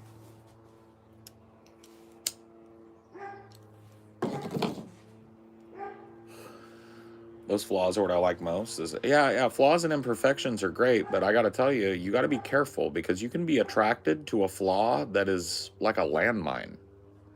I've done it, right? I have a propensity to, in my past at the very least, to find myself attracted to partners that kind of had some of the same coping mechanisms that I have due to mental illness, right? maybe not even the same mental illness, but have developed some of the same coping mechanisms, like tea kettling and fucking like popping off at people for no reason, and going inward and really chewing themselves up. And when you get two people like me in the same room together, the energy can be all consuming and horrible. And but it felt good to have somebody who knew, who I could be predictable with, right? And they were predictable with me, and that's why they stayed with me and I stayed with them for as long as they did, right? Even though we were horrible for each other, I just didn't know any better because that's how my parents were. For a long time of my accessible memories, my parents didn't like each other very much. And then, in fact, for a very long time of my memory, they hated each other, or as close as you can get to it.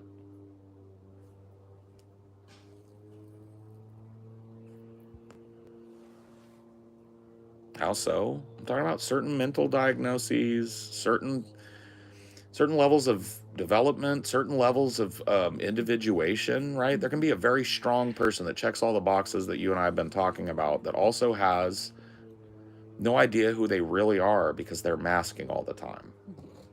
And then who they really are comes out 8, 10 months into your relationship, and you're like, who is this fucking person, right? And they don't even know that's who they really are.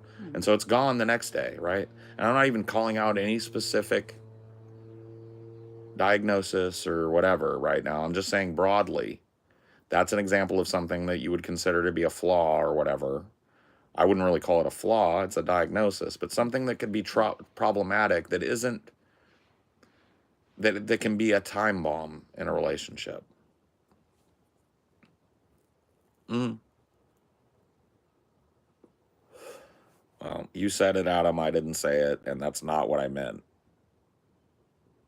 But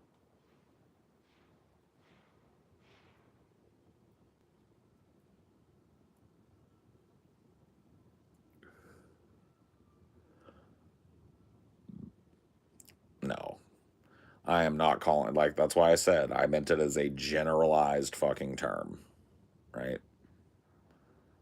I don't diagnose people. I'm just saying these types of mental illnesses exist, and they can be exacerbated over time and comfort levels. And it's like, you don't know somebody till you know somebody. That's why I'm a big proponent. Like, I don't care what you do, but I'm a big proponent of people living together, cohabitating, sharing some of the financial burden with one another's, like, for a good long time before they get married.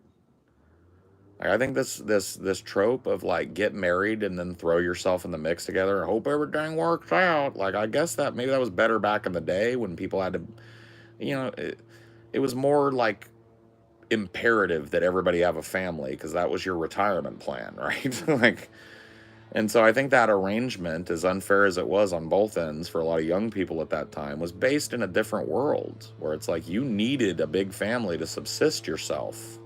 Many hands make light work, and that's how people lived, right? And so women were dowried off to men, and men were in arranged marriages, still are all over the world, by the way. This type of thing hasn't stopped.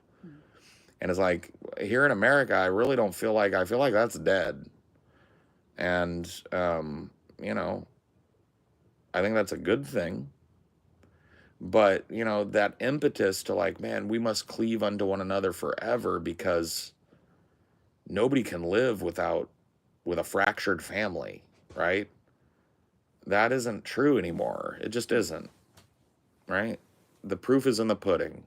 65%, 70% of marriages end in divorce. There's a reason for that, right? That didn't used to be the case. Divorce used to be something you had to get a fucking court, you had to get a magistrate to give you permission. I mean, depending on who you were, you had to go all the way to the fucking Pope to get a divorce, right? That in fact, that caused a schism in the church. That's what caused the Church of England to break from the Catholic Church, right? And it was all over Henry VIII wanting to divorce a wife.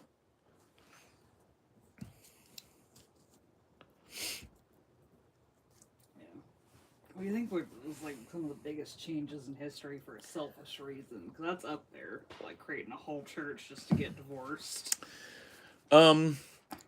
Starting this like latest, well, not latest, but like starting Operation Desert, Operation Iraqi Freedom, because Saddam Hussein threatened to kill your dad. that's probably up Yeah. there pretty fucking high. Mm-hmm. Because if there's any kind of like, if he gave us any true motive, that's what it was. Yeah. He tried to kill my dad. Mm-hmm. So that's a pretty fucking petty reason for a couple million people to die and for a region to be unlivable forever. Mm-hmm. But I'm sure if you go back to Roman times, you'll find some crazier ones. Scotty, I can't remember any specifics, but Scotty's done some shows where he talks about Nero and Abigalbus or whatever he was. Some of these fucking like Roman emperors were pretty retarded. Like, I mean, the fact that they had an entire trade network set up so that they could put ice in the emperor's wine during the summer. That's pretty crazy. Mm-hmm. Yeah. What about you? You think of any? No, I was just curious Oh. kind of what your general perception is, and I'd agree with you on a lot of them. Here's another one. Big fucking outcome from it for a selfish act. Harriet Tubman just wouldn't fucking move to the back seat. I think you're on the wrong. Oh, no. Rosa Parks. Rosa Parks, sorry. Harriet Tubman. Harriet Tubman ran a whole fucking railroad and refused to get regulations on it. Rosa Parks just wouldn't move seats. It was pretty simple. Pretty selfish of her to maintain that seat, but ended up causing some pretty fucking big change. So, no, I'm kidding. She should have sat right where she wanted. And thank goodness she did.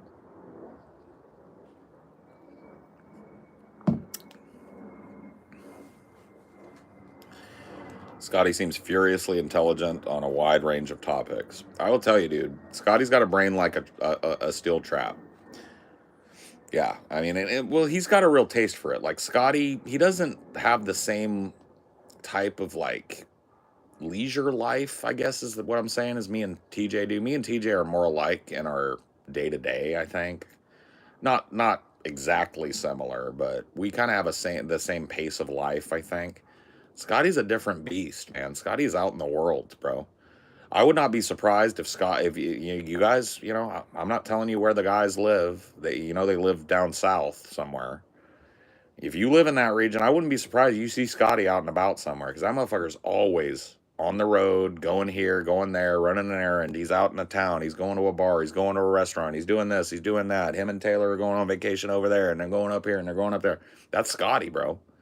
Scotty is a rolling stone. He gathers no moss.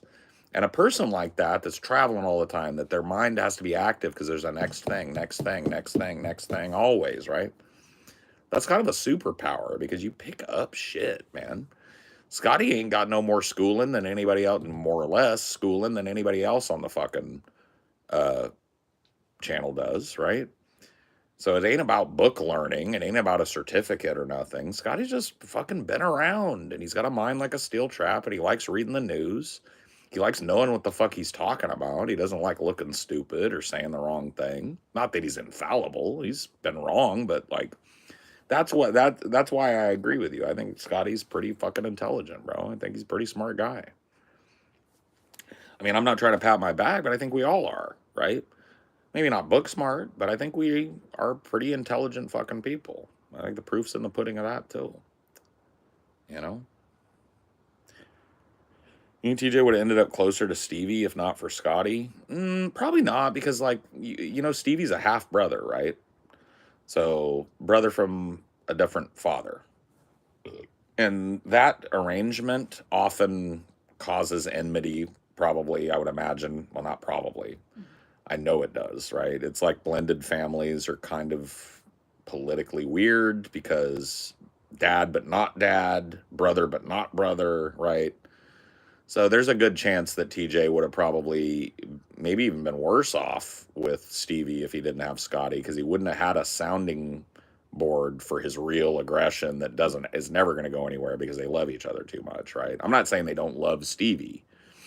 I'm just saying that it's a different relationship. Yeah, kids are shallow too. Like, when you don't know who my dad is. My dad isn't, well, and they'll do that type of shit to each other, even though it's mean, and even though it doesn't mean anything. You're still brothers. You still share a parent, but so I think there's a good chance that TJ would have had a lot of friction with Stevie no matter what. But I may be wrong about that. I'm not I don't got a crystal ball. I meant more neatish. Feels like Scotty had to do a lot with keeping TJ focused, especially before he started turning a profit on YouTube. Um, I don't want to speak. I don't want to speak too much for their business relationship or whatever. But what you described is a very rudimentary truth that I think still exists. But that's in any business relationship, right? It's like if you want to break it down into like industry terms, TJ, and I'm not saying Scotty isn't creative, but if you want to put them in roles, TJ is the main creative, and Scotty is the straight man, the business end, the guy that makes sure that the creative gets out of fucking bed in the morning and puts his pants on and is ready to go, right? And there's nothing wrong with that. That is a common relationship in business and entertainment and podcasting, right? And it works for them clearly. I mean, they're a few of the only people I know that have a longer successful career doing what I do than I do, right? So Yeah, I have a feeling TJ's a little too independent to go meet. I think he likes having his own freedom. that's a good read, and I think it's correct. I don't, once again, I'm just, this is my perception of TJ. I've known him a long time. But yeah, I think TJ's a little too material focused to be a neat, because a neat has to like get cool stuff and then just make a hovel. Yeah. And that's not TJ. TJ always needs new cool stuff. And TJ wants different cool stuff eventually. And he's going to work for it. And he's going to fucking get the money for it because that he needs the stuff, right? That I think more than anything kept TJ from going full neat. But did Scotty have a role in that? Was Scotty a motivator to get TJ up off his ass? I mean, I think everybody knows that. We've seen it happen on the show, right? So, but that relationship, while comedic and while we make fun of it and it's funny, right? That relationship is actually kind of fundamental to a lot of business relationships, right? People have different strengths. Well, yeah, there's this movie that I love. It's a chamber film called Exam. And not to spoil it, but one of the big questions in Exam is who is the CEO of this secret company, because he's never been revealed. And he turns out to be a guy that really can't even look people in the eye or talk to people, but he's this brilliant geneticist, right? And the reason they put these test subjects through this huge exam is because they needed something that was everything he wasn't, right? He's got the brilliance locked down. They needed a corporate shark that was willing to look deep into the layers, knew how to negotiate, knew how to work under pressure, because he can't do any of that stuff, right? He's a meek, almost locked in type of person. That's what I'm talking about, right? And I'm not saying TJ is a meek, locked in person. I'm just saying sometimes there are people out there that have a whole fuck ton of talent. I'm one of them. But they need a certain amount of motivation to get it done, right? They need somebody telling them, hey, get your fucking lazy ass up, or hey, man, you need to be on time, or you need to do this, or you need to eat because you're not going to be able to eat later, or you need to bring this or bring that, right? Because my brain doesn't function like that. I'm a very disorderly thinker, right? And I think TJ and I share that as a trait, right? Maybe he would disagree with that. Maybe, I can be an orderly thinker, but it's hard for me. My natural state is kind of disorderly and tangential. And as a result of that, I think in a business sense, I work best when there's strict rules and a hierarchy, or with somebody there to keep me on point. If I'm my own boss, I work really great when there's a set amount of rules. It's like, show up at this time, do your job thus, go home, get paid. That is my fucking bread and butter. I can do that, right? But when it comes to being your own boss, you make the expectation. So sometimes you've got to have somebody. Amelia is my somebody sometimes. Scotty's my somebody sometimes. TJ's my somebody. I don't think I need as much of a hot poker as TJ, but I may be wrong about that too. But Amelia's got to give me some giddy up and go sometimes. TJ's got to remind me that I said I'd do something sometimes. You know what I mean? Because I'm a disorderly thinker. I'm out doing, I get started and I go here, I go there, I go this, I go that, right? And so I work best in a business capacity with somebody that can keep me on track a little bit and remind me of things and say this and say that, right? And I think Scotty and TJ have an interdependent relationship based around that, right? In a lot of ways, not only based on that, obviously, brotherly love and a mutual fucking affection from each other, even outside of that familial connection, right? But I'm saying that's a fundamental part of their relationship, and as business partners, I think they know each other really well. So there's really, and they have that family connections. There's really nothing that they can do to be rid of each other other than a mutual agreement, right? To get out of each other's lives and stop doing what they're doing, right? So they got that real solid basis, and that's a support system. And everybody needs one. Everybody needs a bosom for a pillow. Everybody needs a bosom.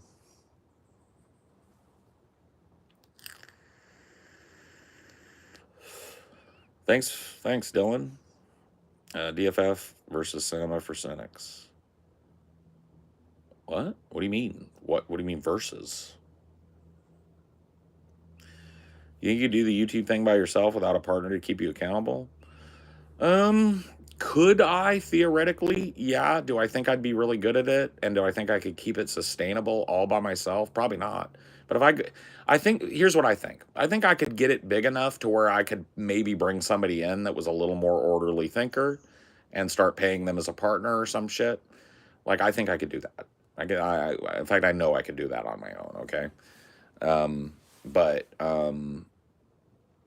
yeah, as far as me being this like long, I've got a 10-year career. That wasn't without me leaning on a lot of people, right? There are a lot of people whose names, I won't mention, but, they know who they are, that I had to lean on as, because I have weaknesses, right? There are things that I'm good at. There are things that I'm not so good at. And there are things that I'm really bad at, and sometimes those things become a problem, and you need somebody to pick up your slack or help you or lift you up a little bit. And there too many names for me to list have done that. Some names you wouldn't even fucking expect should be on the list. Names like Marshall Manson, right? Like, as much salt as I might have for the dude, as unfair as I think he might have been, dude, that guy was cool with me. We had fun together. He was a neat guy to talk to and work with and make music with. And, I'm not one of these guys that retrospectively makes somebody a villain just because they had a villain arc, While I was chill with him, he was chill with me, I guess. He was a guy that I leaned on at times. Not super heavy, but he and I talked as men and fucking, And yeah, I think maybe he the same way with me, maybe a little. I don't know. I don't want to put words in his mouth, but that's what I'm saying. It's just like, that's a guy I couldn't have, basically fucking done with forever, right? But I'll still call his name out because he was one of those people back then that, he might have fucking helped me out, even in ways he didn't think he helped me. Like, his songs used to help me out, help me laugh at myself at a time where I was under a lot of pressure, man.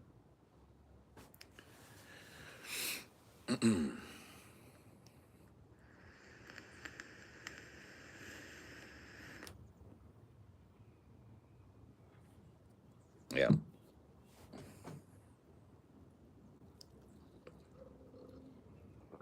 You're lucky because I don't have anybody like that. Don't trauma dump Low Punny though, because here's the thing. I've seen you in here a bunch of times. You're not doing anything to build those relationships. You seem like a person who spends a lot of time online. So you don't get to trauma dump because your socialization schedule is YouTube chats and Discords and wherever else you're at.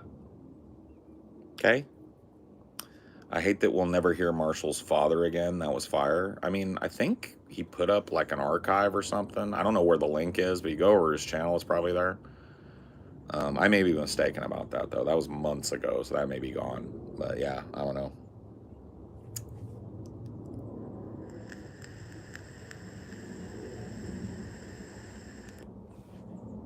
I watched a Ben stream last night. He seemed worried about the state of things because of that argument with TJ. What?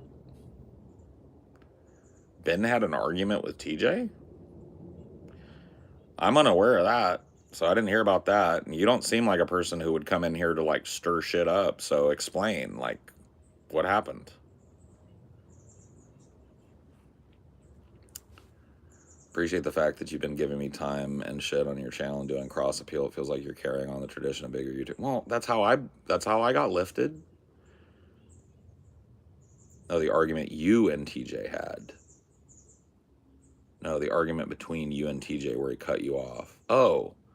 You guys have had like, bro, I had that same fucking argument like 5 times when I was on DP, and not just with TJ, with Scotty and with Ben. So this is not new. So that's kind of fucking.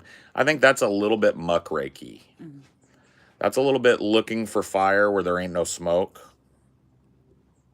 Yeah, if you watch, Because even you our guys fans, even consistently- our fans for them. I didn't mean to cut you off, baby. I was just gonna say I wanted to get it out. Even our fans, pretty consistently knew. Yeah. Like our fans were in the chat going, "Calm down, guys. They've been friends for 10 years. They've done this a million times. This is nothing." Mm-hmm. Right?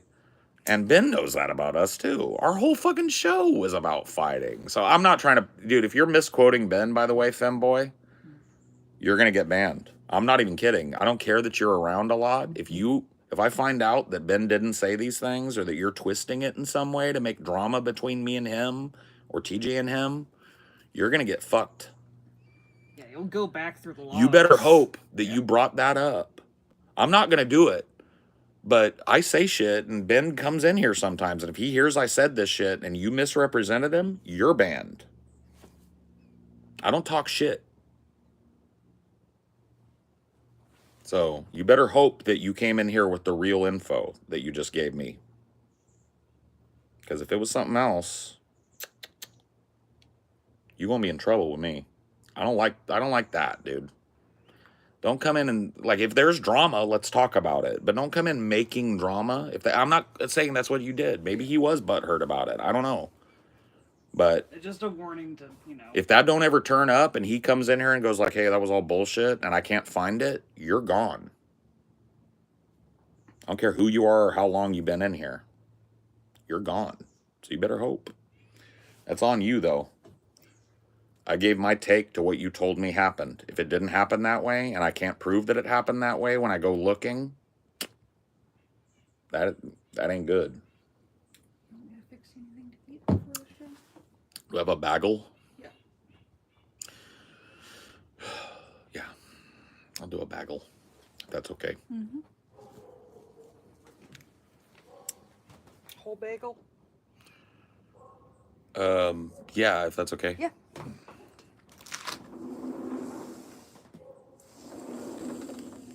No. I don't want. I'm not trying to be mean, but I'm just saying, like, if that happens, I'm real mad because I don't like drama, bro.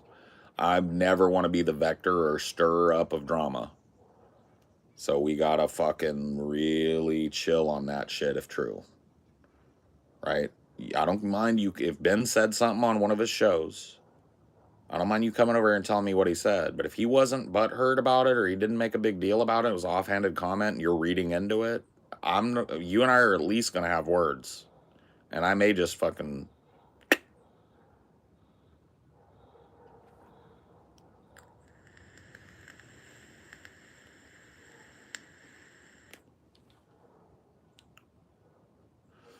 All right, well, we'll try and, we'll do a stream sometime in the future, and we'll argue it out. But I've got about 45 minutes till I got to be on. Well, I got less than that because we meet. So I got to go. I've got about 15 minutes. Yippee skippy. I'll see you guys on Onion Nuggets tonight. It's coming up in 45 minutes. It's 2 p.m. Pacific. Figure out your own time zone. I'll see you then. Have a good